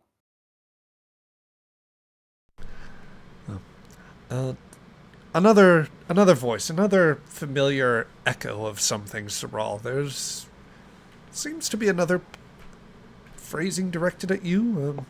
You might identify the tone as a plea or request. Oh yes, one of those Andorians. You remember those, don't you? I mean, can I do anything except perceive eternity? I mean, you find that you have already used your senses to this point. You could always test what your actions are. Would you like the opportunity to see or sense a little more, I suppose I should ask? Do you want to try looking for these Vulcans or Andorians?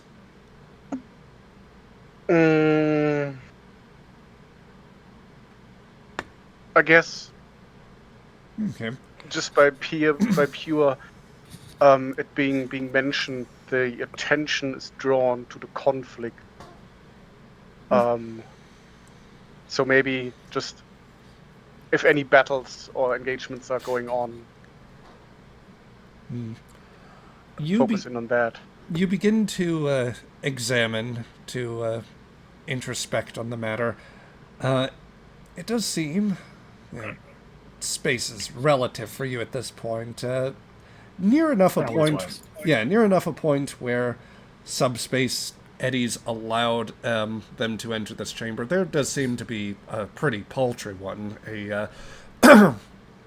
It seems one of their ships, one you might have even seen in the past, badly damaged but still maneuvering around, appears to be avoiding two of those larger cruisers. It was weird, the kind of organic-shaped triangles and the rings and all that. It's interesting design quirks.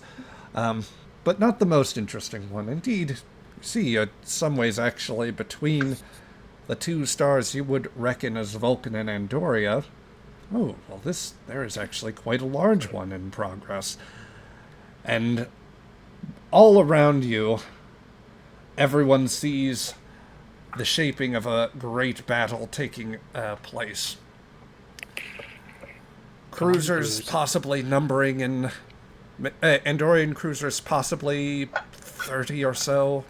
Really less because there are escorts also in the mix. Standing off against ships at least 2.5 to 3 times their number. As the Andorians are absorbing considerable fire, and the escorts in particular move consistently in the paths of some of the worst of it. Though the main cruisers let off a great volley. Unlike the... sorry, if you don't mind my finishing the description. Yeah, no, go ahead. Unlike... And I should say, this is something that all of you see around you on the platform as well. You are situated in the midst of this great fleet maneuver.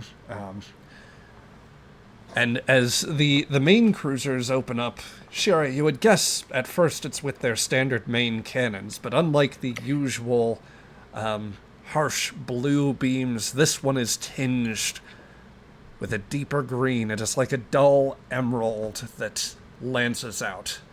As they make contact with the largest of the ships, the Dakirs, the Surok classes, the shields light up, give way, as do their hulls before the beams exit through empty space.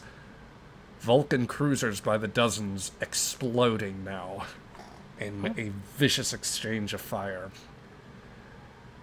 Seems that Chemosite did make it out after all. But yes, Zoral, you are watching what is rapidly shaping up to be a cataclysmic exchange of particle weaponry, of antimatter warheads, one that is gouging both forces in considerable number. This is not, I imagine this is not sitting well for the captain either. She kind of rubs her left eye a little bit and says, Chemosite. Can I don't know if I can affect anything. But I guess like the not even like the first attempt, but the first thought would be Zoral just don't like loss of life. So can I maybe subconsciously just make it so that just none of the weapons hit? Just every single shot is just misses. I will allow you to exert your influence. As the next series of volleys fire out, the beams seem to contort, almost as if passing through liquid. Like when you shine a beam of light, like from a flashlight, into the water, how the effect seems to contort it off.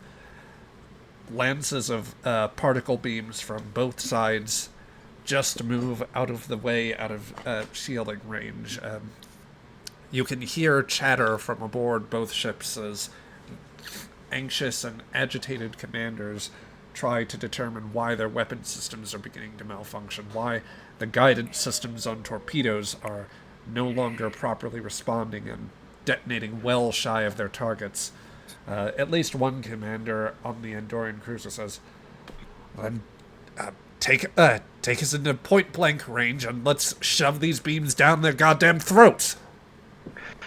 Realizing that I can affect things, can I just teleport every fleet home? Or just getting them far away from each other? as is happening, can I say something? You may interject before Zoral does something if you so Sure. Zoral, just reverse it all. Take it all back. Restart everything back to the start for these two. Take away all the hubris, the pain, just back before the war. Just before the war, if you can. As much as you can.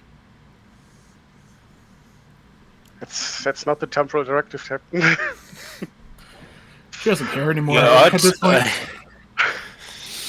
It's Zoral's call, Captain. Again, it's like this is not like I don't know if I can, but if it's like whispered in my ear, like the devil on my shoulder, I guess sure. Like at least I think there's a lot of things that like I'm thinking about it and maybe it happens. So if I haven't made a full decision about it. Yeah, I think the captain just says yes. That's right. Good. Just try to reset as much as you can. Can I just wind back I mean, time. Just frankly, can I just wind Well, I back was thinking time? like time, but okay. No, don't Yeah. You think you try to Yeah, which Trying is to end the is season, goddamn. We don't want to go back to the middle. Just the losses. Just reset the losses. I mean, you are still here, so I assume everything in here is not necessarily affected by that. Oh. But You- if you suggest that, Yeah, just the Sorrel's losses. Like initial as idea- as things are about to rewind, she's like, no, just the losses. Just the losses. no, you said, and this is like the immediate thought that goes to Sorrel's mind, and I don't know how this works. It's totally up to Zach how much mayhem he wants to cause. I'm giving him this free hand, but as you say that, like, just make all this loss go away and everything. I want to go before the war started, like before all of this started. If that's possible. I don't know what is possible. I have no idea what's happening here. That's Do your worst. Yeah. you What you find want. so Sorrel, you try to reach back and see what you can do to affect, rifling through the mental toolbox and seeing how the machine responds. You do find that you can at least see a record of what lies beyond, but something about when you go back and say, when you see that first Vulcan fleet heading towards Andoria, when you see in another place in a shrouded nebular system, when you see another familiar ship, one that you think it bore the name Aegis back in the day when you recalled. You might have been there. Somehow you're here now, too. You don't understand it entirely, or maybe you do. But you can go back and you can see some of these things in progress. However, you find that manipulating things that were things as they had happened, there's something about the machine that resists the impulse or feels that something kind of rejects the notion of that. Yeah. I don't think I would go against, like, would try to force it. Yeah. I would try some permutations of that. So, for example, could I mean, if you have reality bending powers, why not? Can I bring back all the lives lost in this conflict? Oh, that'd be an interesting question, and I would Like, say just bring them all back on their respective homeworld. Like some I can't remember what the TV show was, like decade ago or so, but like it's just a reverse rapture, more or less. Kinda, like the lives lost. So the war still happened, like everything happened, but at least less life lost. I guess that's the extent of Yeah. the Yep. like just for the just battle mature. or the war as a whole? As much as I can. Yep. You go back and seek of a place on the battlefield, one that still exists, one to test your ability to reconstitute life as it was. As a matter of fact, there's one feels like decades, maybe centuries ago. You recall a place that one ship that Aegis found, one that had a place with people who had died, and you find among them Andorians and Vulcans who had met their end there. You allow yourself to work on that level, to see what can be done to reconstitute flesh, bone, cellular activity, cardiac capabilities, neurological activity. You find with a relatively simple test, you could focus your efforts and focus your mind into the slight reconstitution. You could actually probably develop quite a few replicated versions of them, if not a complete repair. The neurological activity, that's, for those that have been gone as long as this, a little more complex. Something seems like it would be missing. Some complexity. Okay, so at least the the answer recent is ones then. 95% yes, 5%, the more critical 5% no. Yeah. I would say, like, there is some threshold that Thrall sets in his mind that is enough cerebral function that he can restore. You could to bring back them back as much possible. You could bring back a set of automatons who might at least be able to start asking questions about who and what they are. And But that's not the same, is it? Maybe. You're essentially creating new people out of the bodies of old people. Basically. Rather than bringing the dead people back. Yeah. Yeah, that's kind of worse. You're not entirely certain. Maybe with more time, you could figure out why these test subjects aren't quite coming back right. But the machine's work is... the tool sets can be very precise, but there's still... It feels like there's some growing pains with this. Maybe something to focus on helping the people that are still alive. Or Yeah, like I would for then them. refocus on like stopping the conflicts that are happening at this moment. So, I mean, it has to be something that like doesn't just stop it, but also makes them come to the table somehow. Well, did you at least want to start with the movement? Yeah, I guess like the easiest part is just getting them away from each other. Okay. Like everyone gets at home without breakfast, lunch. Okay. And also, there's one like definite like burning focus. If I can, while doing that, I would like to destroy every single chemocyte weapon. Like if I can, just blink it out of existence. Okay. Well, I would say that finding any concentrated sites of Andorian and Vulcan vessels in the same vicinity, moving those aside is easy enough.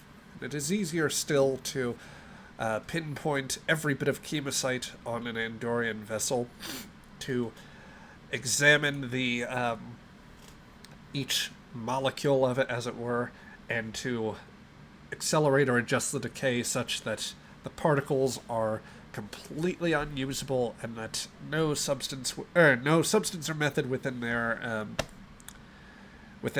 their capability would reverse the process. You probably could quite easily, but obviously you don't want to.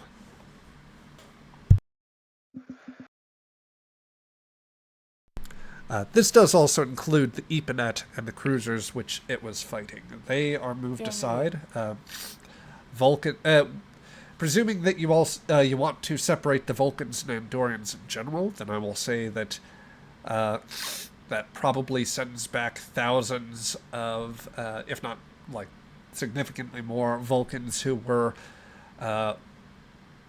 operating on occupied worlds suddenly find themselves back on Vulcan or on one of its colonies or on a ship. That might just happen by accident. Yeah. It's like the intent is sweeping, and because it's just like Soral has no idea. Drag and drop. So, oh shit! I grabbed. I selected all. Well, fine. It'll be fine. Yeah. Let's sort it out later. You control the Vulcans and Andorians and paste them in their respective sections. Yeah. I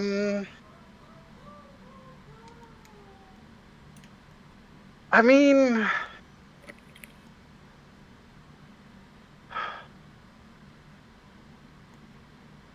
How can we force everyone on the table?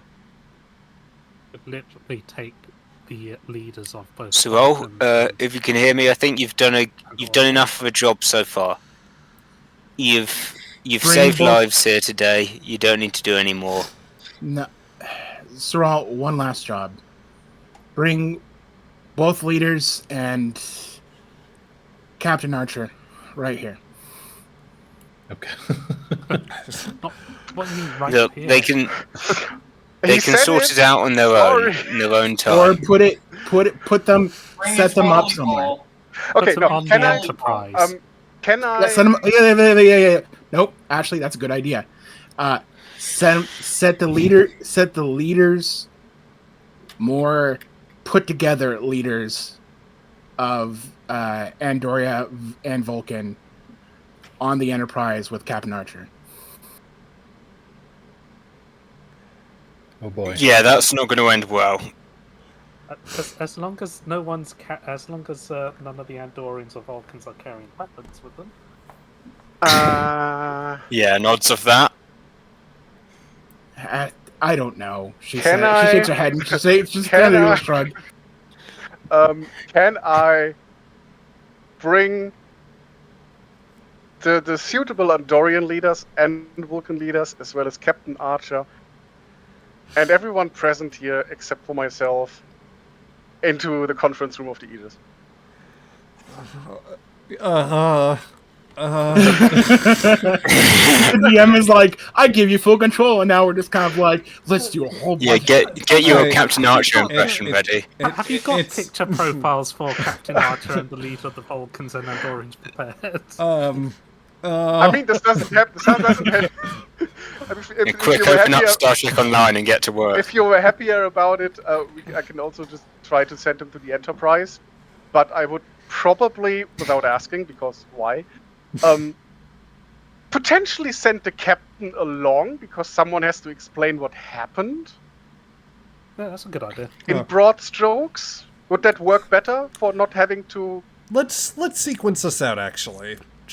So, you pick out what you suspect to be Andorian military directorate, and you also find Vlas and his command council, and just first step first, situate them on Enterprise, maybe not in the exact same place. That would be probably for the best, yes. So would that be first step then? Yeah. Okay. I mean, So- maybe like on the last second, put them in like different rooms. Yeah. You At least. think better of putting them right in the conference room without context. Maybe you move Archer into a conference room and his senior With staff. the captain. Yes. Well, as you turn your attention back to here, you look around and you actually begin to take note of how interesting, like, you've been so focused on the very small, the very large, all of these things, you haven't truly stopped and looked to observe these entities as they are, as you once were, as you imagine the custodian might have once perceived you. At once, the people, the bodies around you, they are, of course, constructs of essentially bone, muscle, and flesh. They are they are largely carbon-based life forms with other interesting chemical compositions, their own unique bioelectric fields. You see some mild interesting differences, particularly how with their antennae there is an additional element to the Andorian, something that you never would have seen back in the day when you were very simply Soral. There is something slightly magnetic as pertains to Ten Kayet Fen, something that concentrates a bit more like around his beak and in parts of his brain, as some avian species are known to have that to help with their guidance.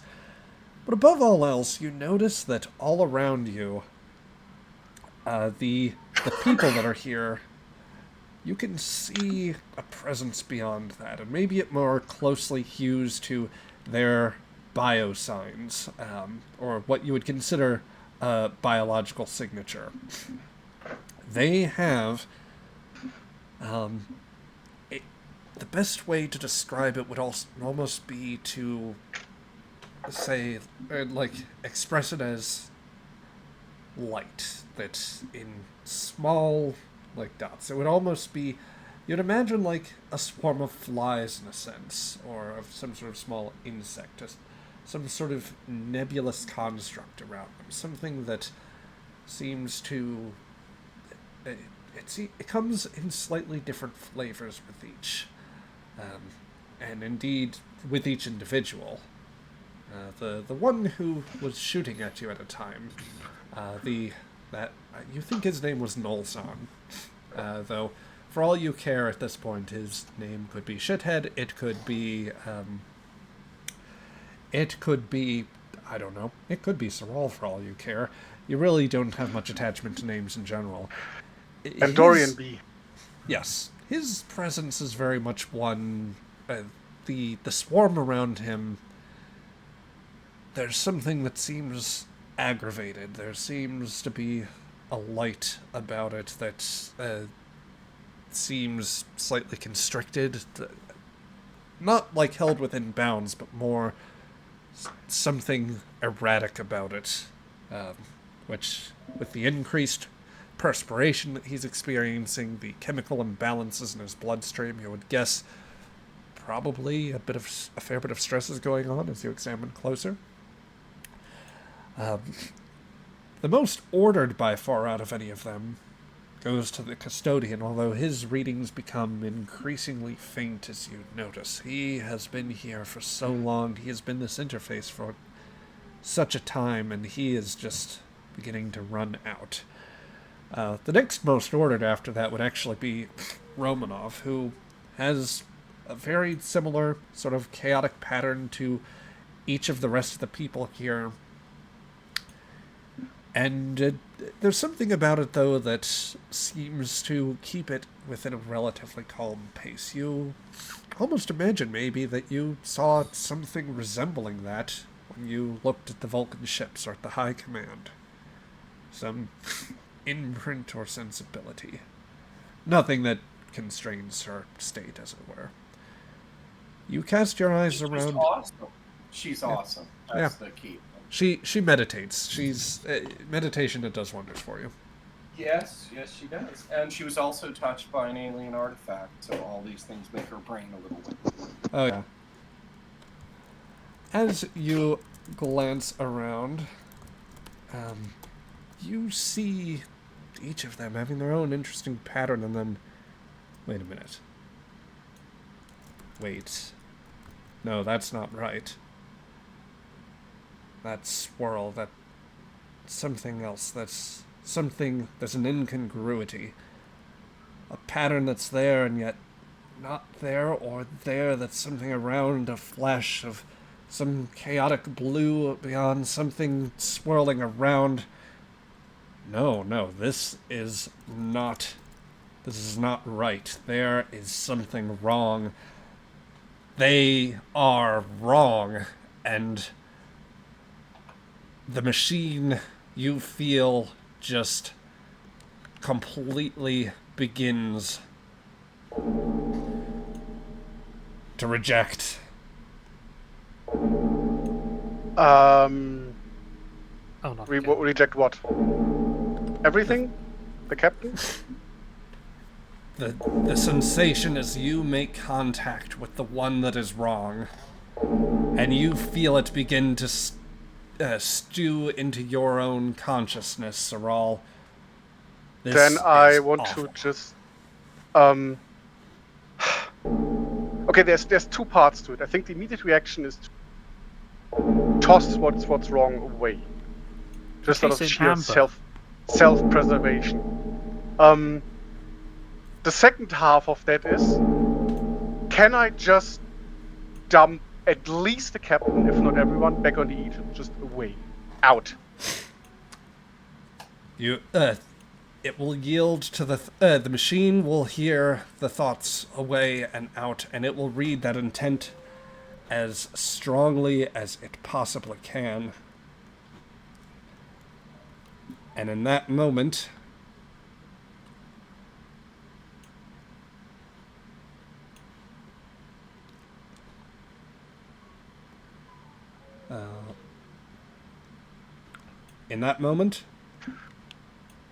all of you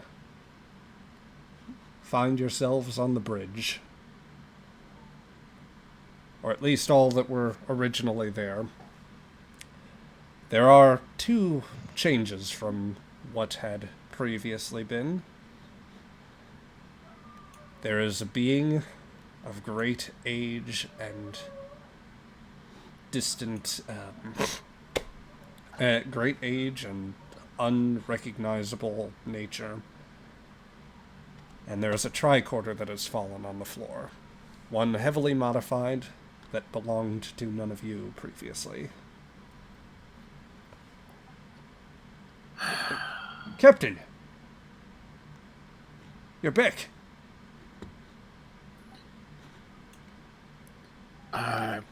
Report. I'm reading as just back in normal space, Captain. Let's see. Getting star fixed now. Yeah, we're where we started, sir. Yes. There was a momentary, there's a momentary issue.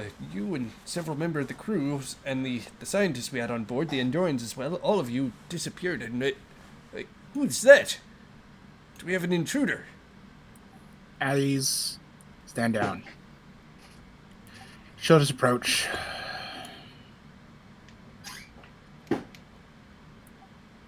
And she'll look over to Patel. Patel, get the doctor up here. The doctor was already here because he had been treating Creighton. Oh, right, Dr. Lambert. Yeah. Just say, doctor, if you can. I think this man will definitely need some help. Crichton, could you do a quick head count on the ship? Make sure everyone's still on board. Indeed. Crichton, if you can give us a head count. All hands, this is the bridge. All hands, this is the bridge. He calls out and... all hands, please report. Report to stations and to department supervisors. Please deliver numbers to the bridge as soon as possible.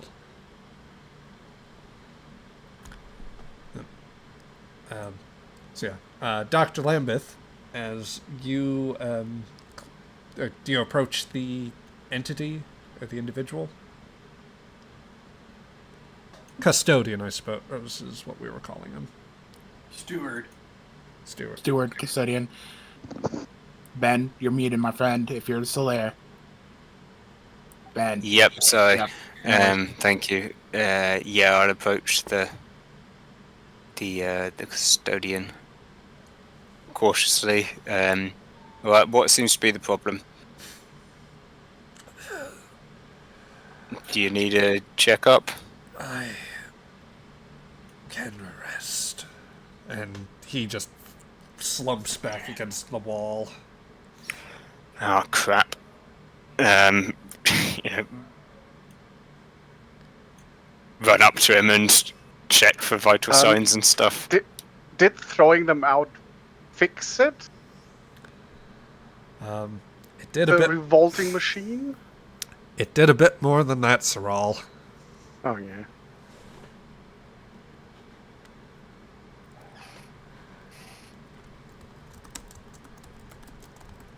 What did it do? I think you're being typed. No. Anyway. Let's see here. So,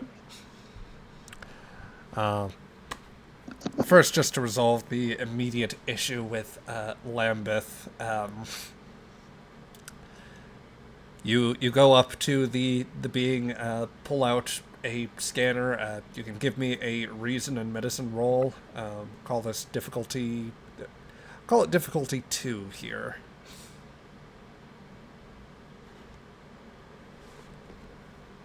Okay, difficulty 2. Medicine and reason.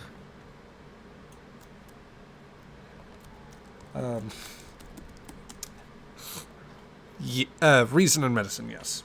Yeah. Is it alright if I spend a momentum? Go for it.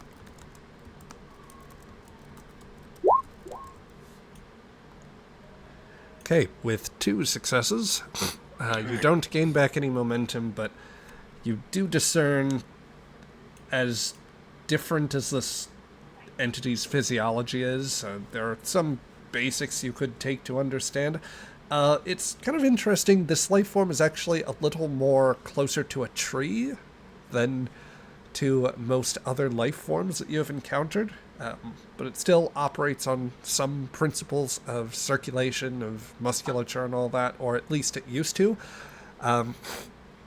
Doctor, to put it very simply, just about everything about this individual that would provide like biological function is atrophied to an extreme that you have never observed before. The mere like gentle fall and slump against the bridge has ruptured its like outer flesh carapace in numerous ways, and there is even if you had the correct compounds to inject into this entity, there is not sufficient circulatory function to really work with it. There's scarcely neuroelectric function to work around this. This is a life form just at the furthest extremes of its ability to function, and probably a ways past it. Crap, there's nothing I can do. She'll approach him. I'm sorry it turned out like this. Is there anything I can do? Anything I can take? Anywhere I can take you?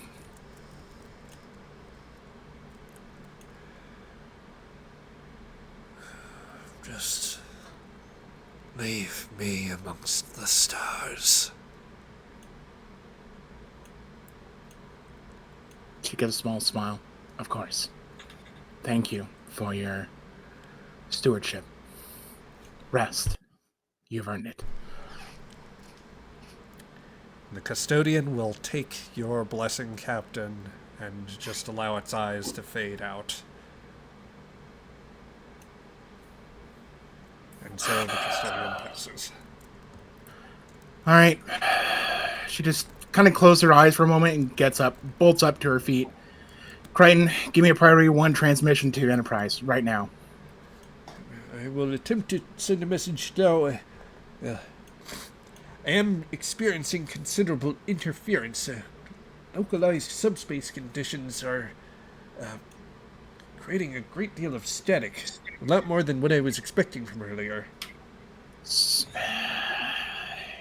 Can we move to a position where we can get better communications? No, we can do more than that. I can't say anything, apparently, without causing problems. Perhaps the two of you can ask our local demigod right now for some help.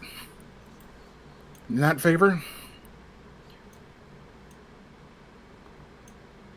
Can I do the engineering thing to figure out a different way, perhaps by using the interference as a bounce to increase signal by varying our deflector dish? Oh, I was asking if people could just ask Saral for help. She Hey, can't, apparently. so we could use a No hand. one wanted my help when I was around, and now everyone is knocking on my door. Yep. Dr. Lambeth, with your plea coming first, there is no response. Well, Cyril's not even on the bridge, sirs. Let me see. I can attempt to raise him, see if he has any solutions here. Bridge No, to... the communicator's right here. It doesn't matter. Well, here's bridge to science lab. Is Mr. Crichton, Mr. Cyril, please report. Well, hello, Ensign Stewart. Captain, Ensign Stewart is in the science lab where Cyril was located. She reports that Mr. Cyril has not returned to the ship. Right. All right, engineering. Any way you can boost up signal, get through the interference? Yeah, I'm gonna see what the hell I can do. Let me try to come up with something. So I want to do a task with Crichton. He's the engineering expert. He's the communications expert. So I feel like he could, he has a set of focuses I don't. So what I want to do is try to overcome engineering issues for him so that he can make that signal. Is that possible? I would allow you to attempt that. I will call it a control and engineering role on your part, and Okay. I will let Crichton assist you in modulating the the comms there. Yeah, I mean, here's my idea, basically. Use the interference like a pond, and we're skipping the signal just like you skip a rock off the pond using the surface tension. In this case, we'd find a frequency where it would bounce, you know. There's my crazy idea. I will accept that. I'm going to target how would I use the engineering systems to overcome that. I have both computers and electroplasma power systems. Would either of those apply? I think this most closely hews to the deflector systems, but if you would like to... if I can modify electroplasma power systems to better deal with the kind of power we're going to be pumping through it, and, you know, so of course we don't blow out systems that I then later have to fix later. You can use the determination. Oh, I am. That is a given as well. I'm just seeing if I can con Zach into power systems. I'll permit it. Okay. And do you guys want me to spend a momentum on this? Sure, go for it. Okay, and my value that applies is my one that this is Starfleet doing exactly what it's supposed to do. Every meal a banquet, every formation a parade, every paycheck a function. Or I have every problem has a solution. Either one of those values works. I will accept either of them. Okay. I'm going to choose the Starfleet one because she ultimately believes in this whole NASA vision of exploring space.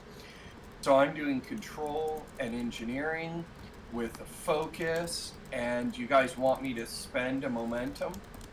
I mean, I already gave you a momentum, my dude. I'm sorry, please repeat again, Panda. I gave you a momentum, my dude. Okay, great. I've got a momentum, and of course 2 determination. Here it goes. That's why I left you all the momentum. Because you're my Vulcan hero. Okay, so that is 3 successes. Yeah. Yep. 3 successes. And then Crichton will also get out a roll here. And the ship as well, right? Frequencies. Yes. I'm just making sure the machinery and the science back up what he's about to do. And communications and engineering, I guess? Yes. Go Crichton. Go Crichton. Boo. Blow a determination. Blow a determination. Oh, those are some very high rolls there. Yep. Well, I will say at 3 successes, Crichton is able to say, Sir, I've been able to get a message at top possible speed under these conditions. I won't know yet whether Enterprise has acknowledged it or exactly where their ranging would be right at this point, but I will report back just as soon as we hear something. Well, I have the channel set, sir. Do you want me to maybe try to send along a text of some sort? Inform them that we have incidentally create an opportunity for both sides in the recent conflict to have a bit of a brokerage, and this is the only opportunity they have. Do what they can with it. Aye, sir. We'll relay message now.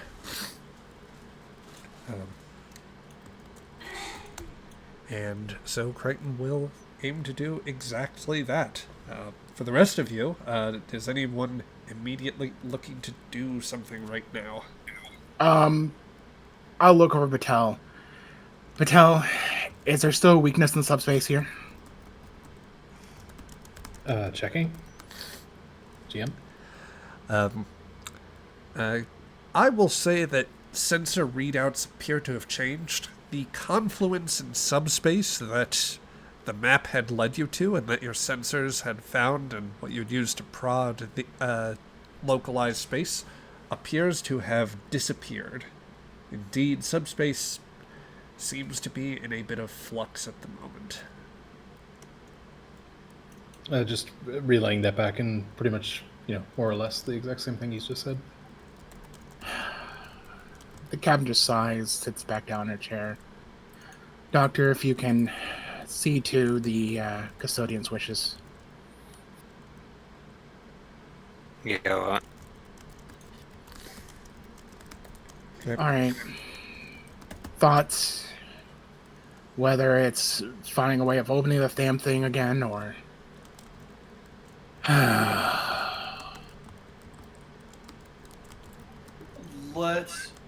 We can't seem to get in contact with Soral, right? not at the moment, unless you wish to plead more. I can't say anything. Okay, I'll try something. I'm going to concentrate, and I'm going to use what limited R training I have to clear my mind and try to reach out to Soral, the being that was once Soral. And I'm envisioning it as he is transformed and evolved. But I'll see if I can try knocking on the door. This probably isn't going to do anything, but maybe he has sensory abilities that go beyond, and I'm hoping that he sees the signal that I send out.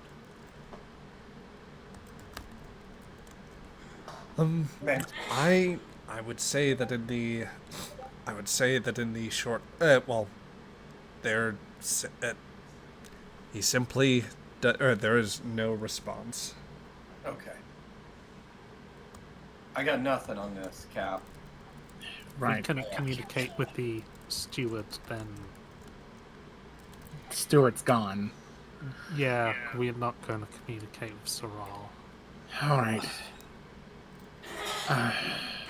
There's probably an adjustment period. He may be going through some training, to be a super being. Sure. Montage. All right. Well, Lieutenant Commander Crichton, leave a buoy here, location buoy, just so we can get back to it. We make best speed to Federation space and see if we can send a signal out to the Enterprise. Max. There's no Federation. What's a Federation, sir? Earth space. Sounds like a great idea. Earth space. USEP controlled space. United Earth Space. Sorry, it's been a long day. Okay. Let's just head back to Earth. Towards Earth. that was submitted via com, and Archer's like, Federation. No, dude. Given how frustrated he was by the end of season 3, he'd be like, that word. That freaking word. No, just let's get back to Earth space. Crichton, try to send that signal and get communication to Enterprise. Will do, sir. Romanov, top speed, redline it if you have to. Okay. Punch it. I'll head over to the engineering console. I'll Conley? Just dial her up to handle the speed, my I'll friend. try, sir. As he starts firing up the warp throttle, and you just get to starting at warp 1, there is a lot of jank and shaking. I don't think subspace likes us right now, sir. All right, power down. Patel, problem? Can I try to map the size of the subspace disruption? Can we get out on impulse and then go to warp? Oh, yeah, if we back ourselves at an impulse to our entry point, we might be able to use that harmonic code to open the gate again. Yeah, tell you what. Let me just get this off for you here.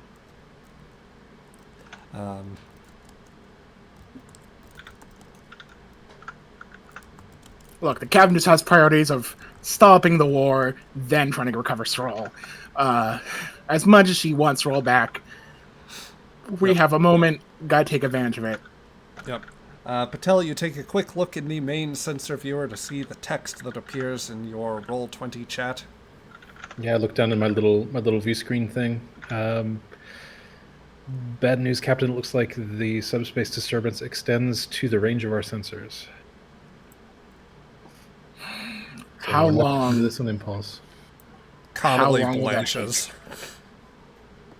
How long will that take, Conway? She says with closed eyes and like That's stressed resignation. That's at least 10 light years. Can we just force at warp 1? I wouldn't. Not if we want a ship. It would still take 10 years. Could be worse. Could take 70.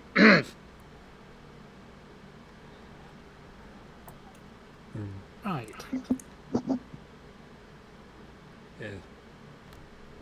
I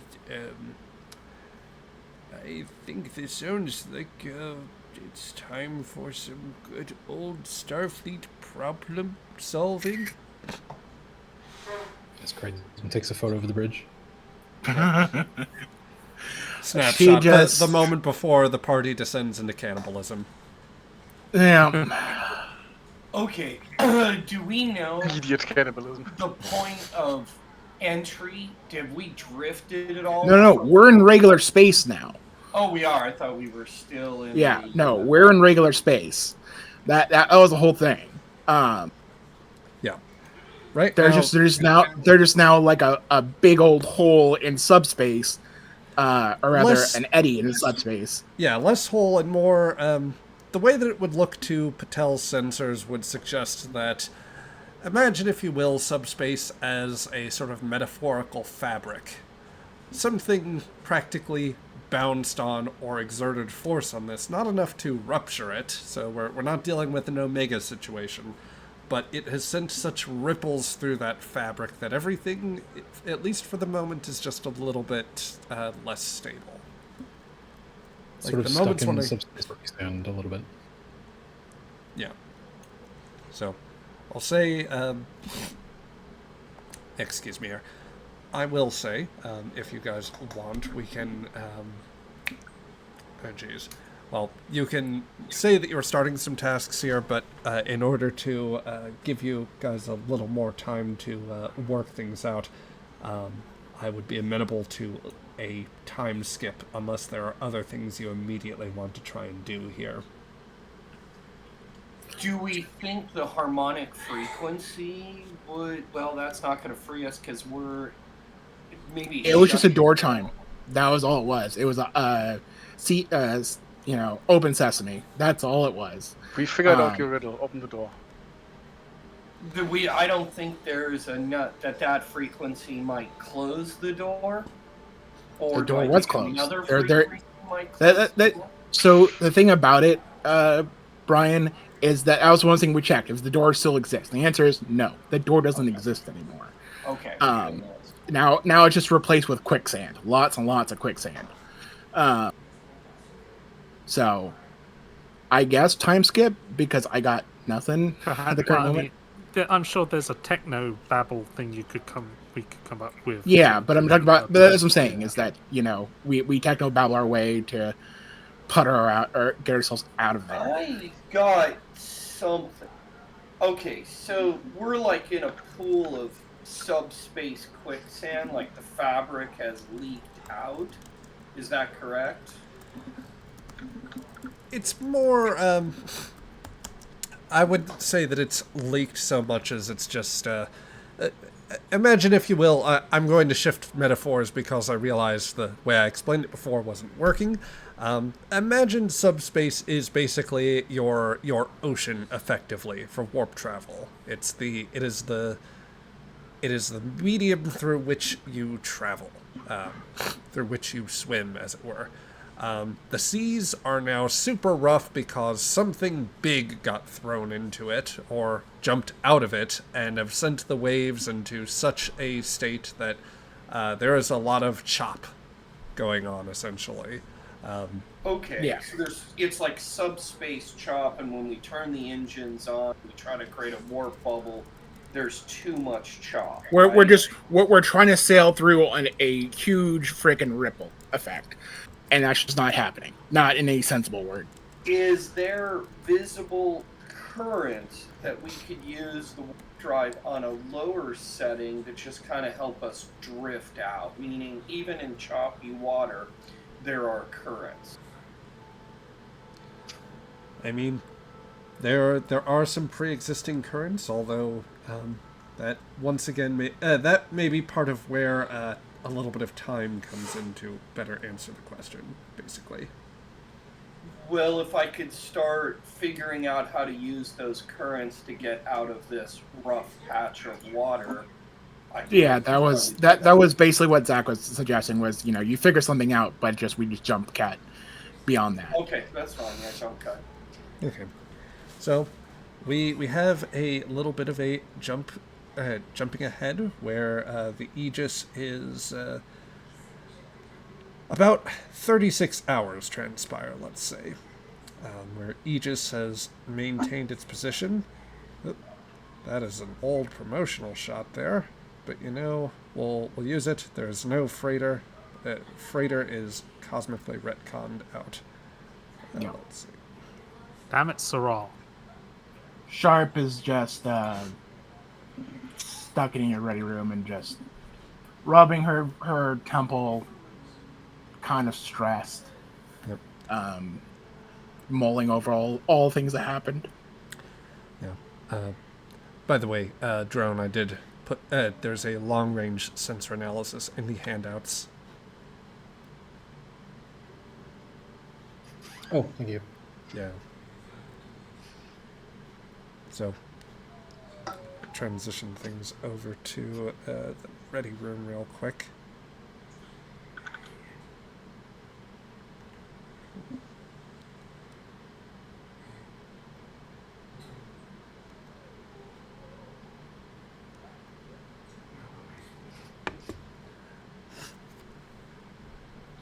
Let's see. So, Sharp, yep, you are alone in your ready room at this point. Still, at this point, no word has come back from Starfleet, from Enterprise, or from anyone else just yet. Yeah. She's been trying to do busy work, but it's not really working. She's just kind of staring at her screen, flicking through various reports, kind of just spacing out, stressing. She is 100% sober. There's only a glass of water, and her ashtray is perfectly clean.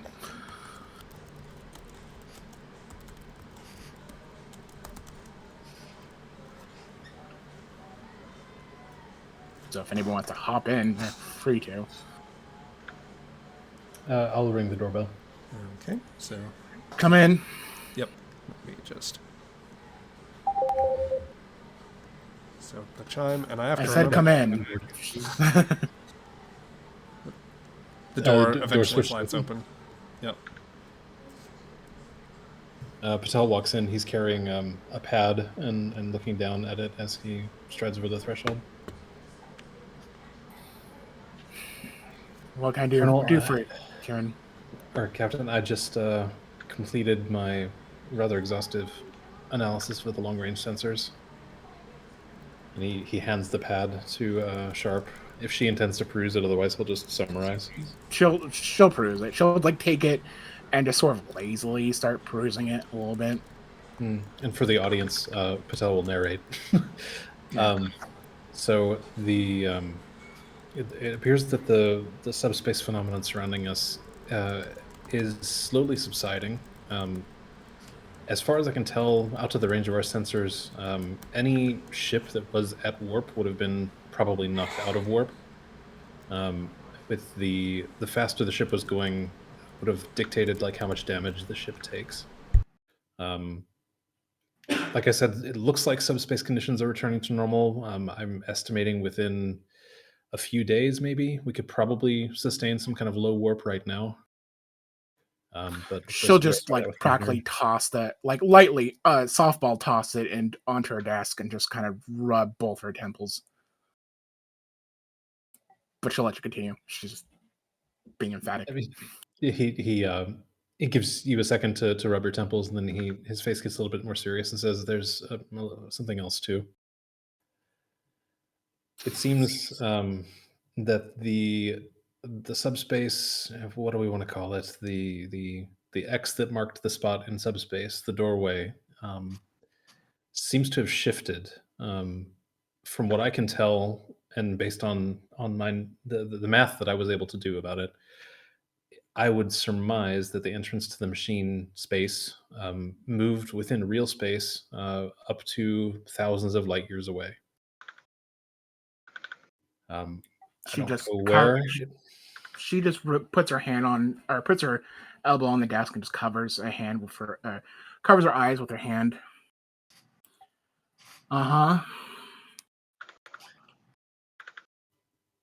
Continue. Well, it's as I said, it's moved thousands of light years away, and my estimate would be that without knowing a concrete direction, it's likely to be decades, maybe centuries before anybody from Earth or Starfleet is able to come across it again. And he sounds very grim because this might mean the end of Soral. And folds his hands behind his back and sort of gets into at ease pose, and that's all I have to report, Captain.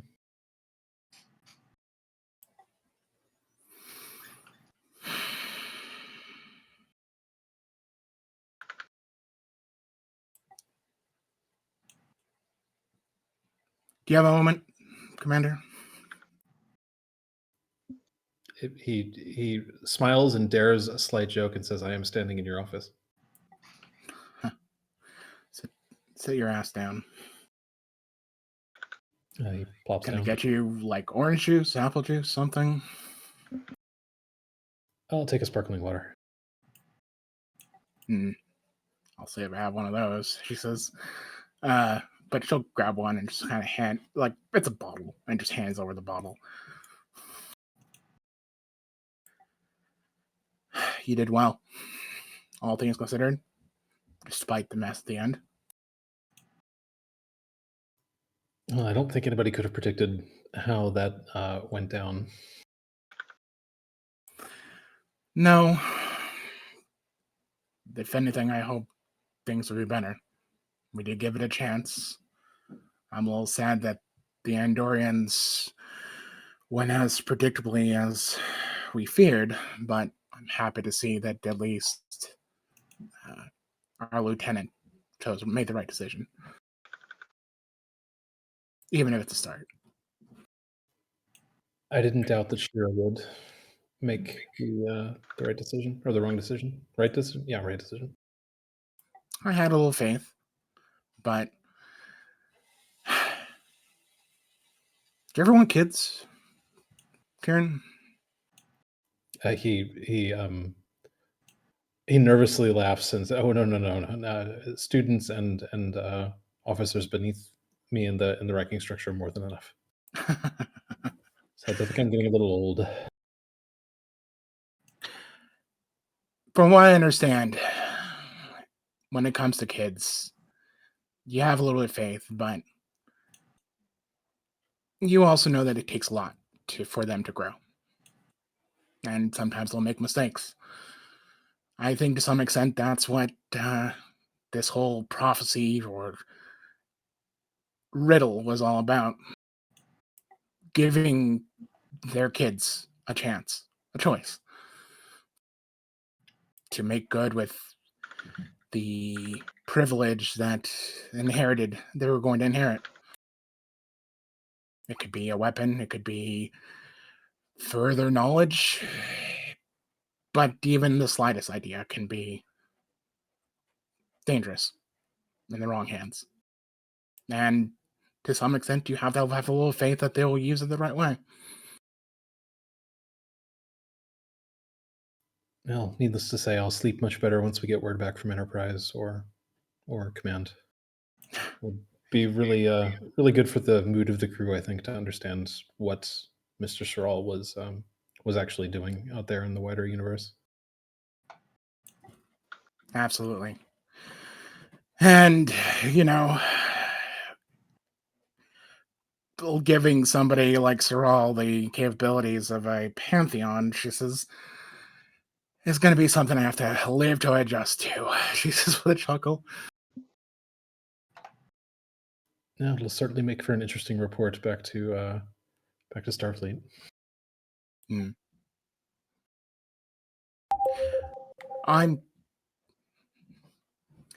Yes.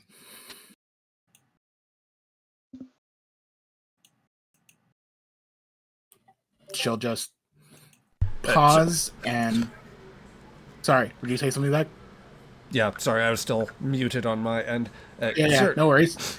Sirs, message coming in from Starfleet Command. She'll just pause and just look over to Kieran with like that grim sort of like, especially with the message about kids and deciding what kind of responsibility they have. She'll just say, "Yes, continue." It's over, sir. The war. Reports are report actually was relayed from Vulcan. It seems as though, in the absence of Administrator Velas's government, and after the significant losses the Vulcans incurred, there's some sort of political change. The reportedly a new administration under, checking my notes here, one T'Pau, some ties to a faction referred to as the Sirenites, has taken control of the government and has announced an immediate cessation of hostilities, as well as withdrawal of Vulcan ships beyond any non-Vulcan systems. They're not just leaving. They're not just not going back to Andoria, sir. They're leaving all of them, including Alpha Centauri. You see, Kieran. Sorry. You see, Kieran, that she kind of almost falls in that chair right there and looking for a brief moment, decades older, but so much more relieved.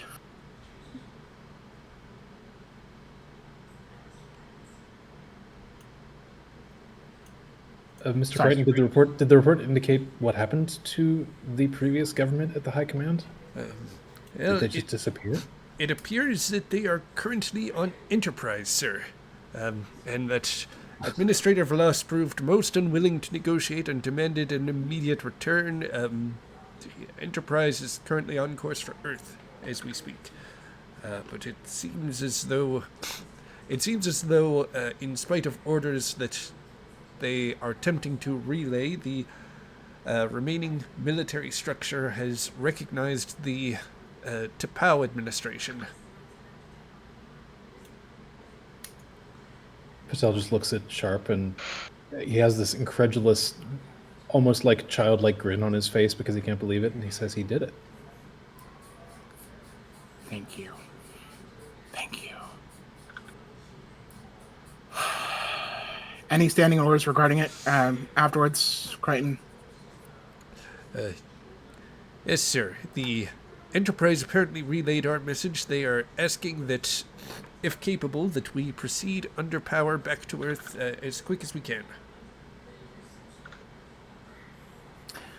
The moment the eddies die down to at least warp 3, I want to take off. Let Connolly know. Hey, sir. I should say, sir, we have spotted, in reasonable range, it appears the Epinet is also moving into position. They are burning high impulse, but they are on intercept with us. Long-range communication suggests that they are seeing if we require any aid. Any other aggressive action regarding the Epinet? None that we can discern. I could put you in contact with them if you like, sir.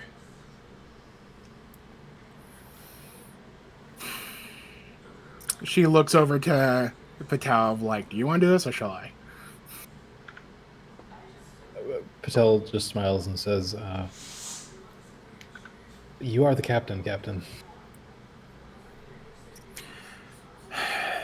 Hail the Epinet, put it onto my computer. She'll just get up, groaning a little bit as she just goes to flop back down on her desk. The audio line opens, and You hear the voice of an old Andorian commander. This is Thorlov. Aegis, we are reading your signal.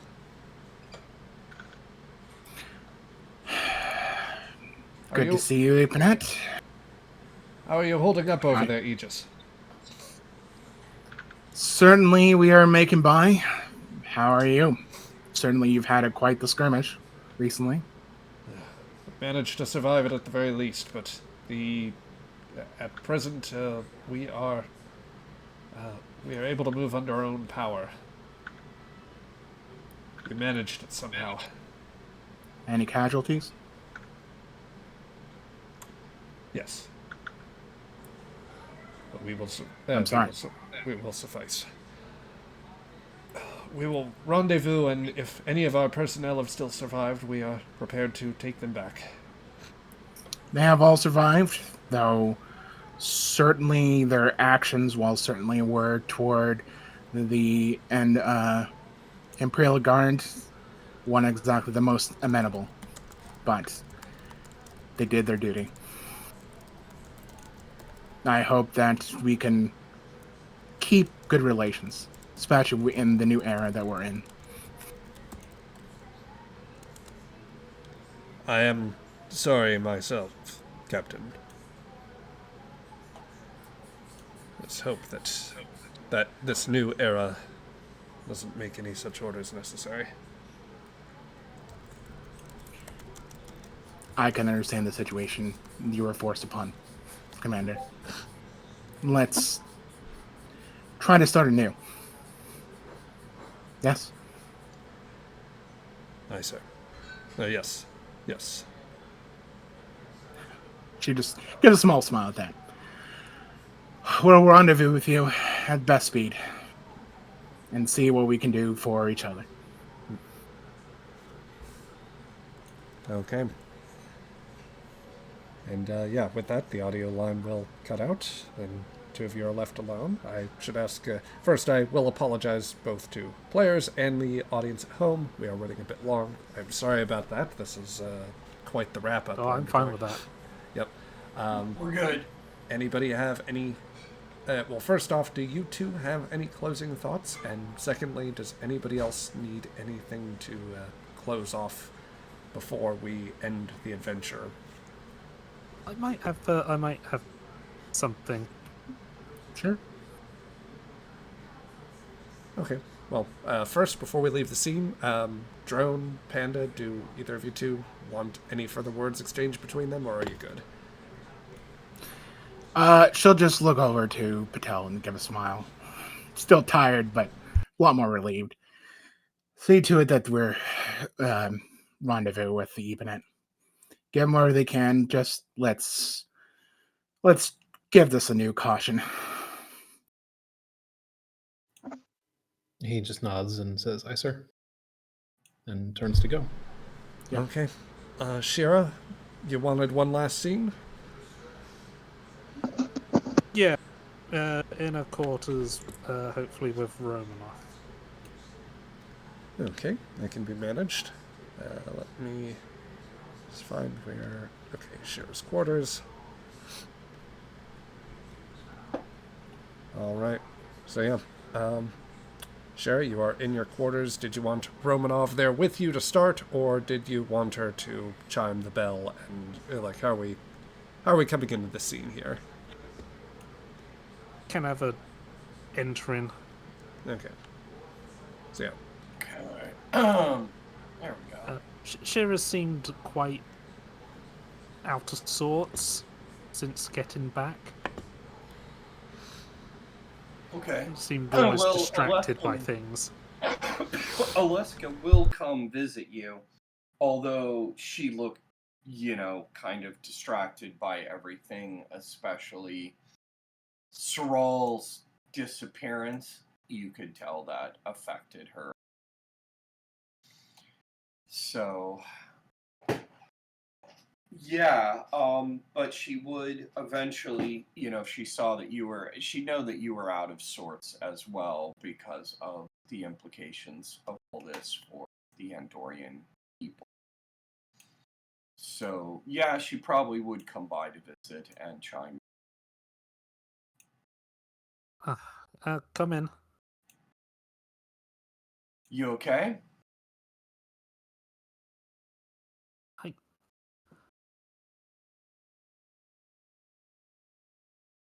You know, I thought the war ended, I'd be happier. Yeah. I mean, well, Saral, I guess, saved who knows how many lives. A lot. A lot. But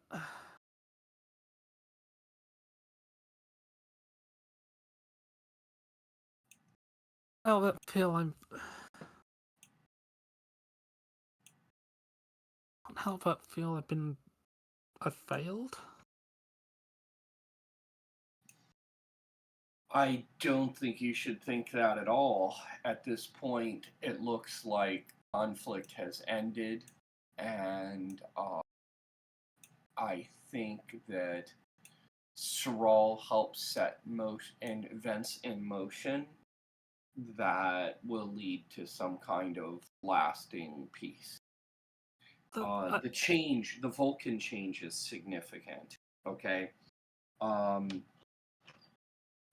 It's not that we did we've stopped the war. That's a great result. It's just when we were on that platform and Nalsan and the others had drawn their guns on us. Mm-hmm.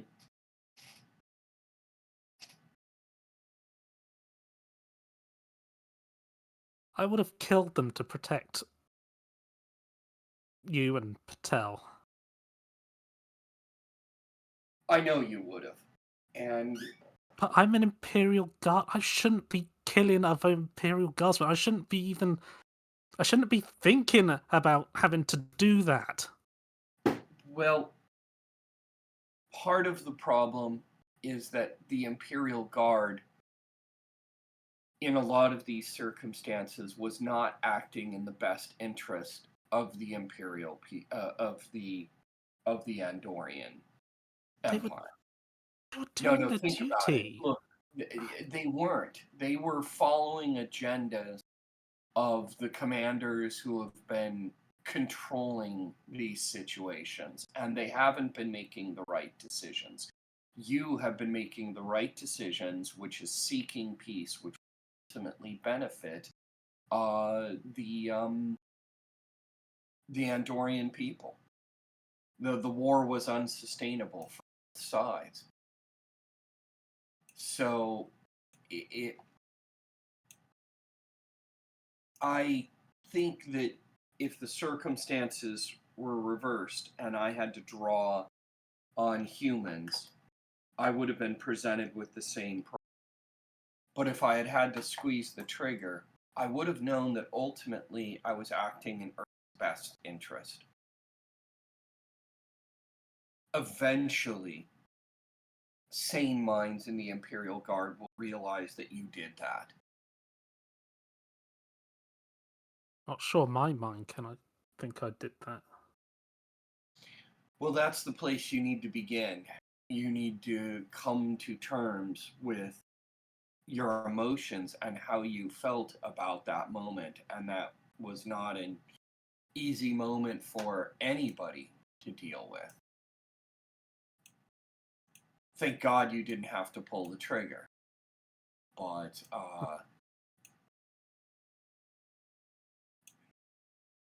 even being in that particular quandary is not a good place to be.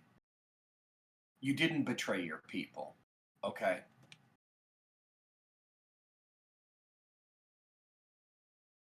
I appreciate you saying that. Not sure. I'm not sure how long it'll take me to believe that, and I'm not sure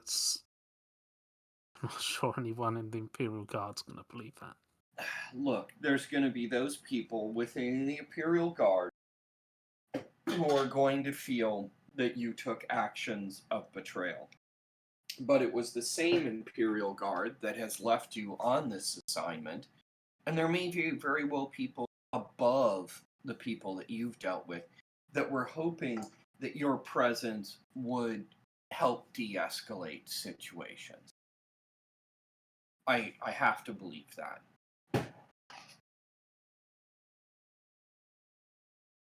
There are many Andorians who did not want this war. But unfortunately, it happened, and that was partly the Vulcan psychology, which I can tell you is just dramatically changed.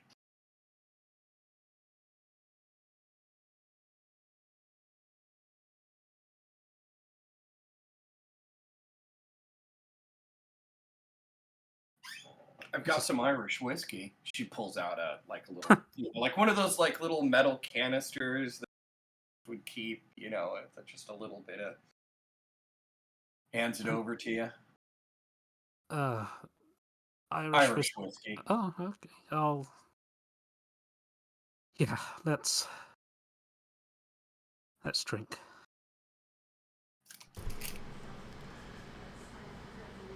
So it is that as you pour the drinks and set it aside, you have an uncertain future to toast towards, but perhaps one that, with your actions today and with those of those no longer with you, one where peace might be a chance. And that is where we are going to have to leave off today. So thank you, everybody, for joining in for today's episode. If you ever want to catch us live, for those of you in the archive, we run these live at 1 p.m. Eastern Standard Time. That's 6 p.m. GMT. We hope that you will join us again for our next Star Trek adventures when we come back next week with a new adventure. Till then, farewell.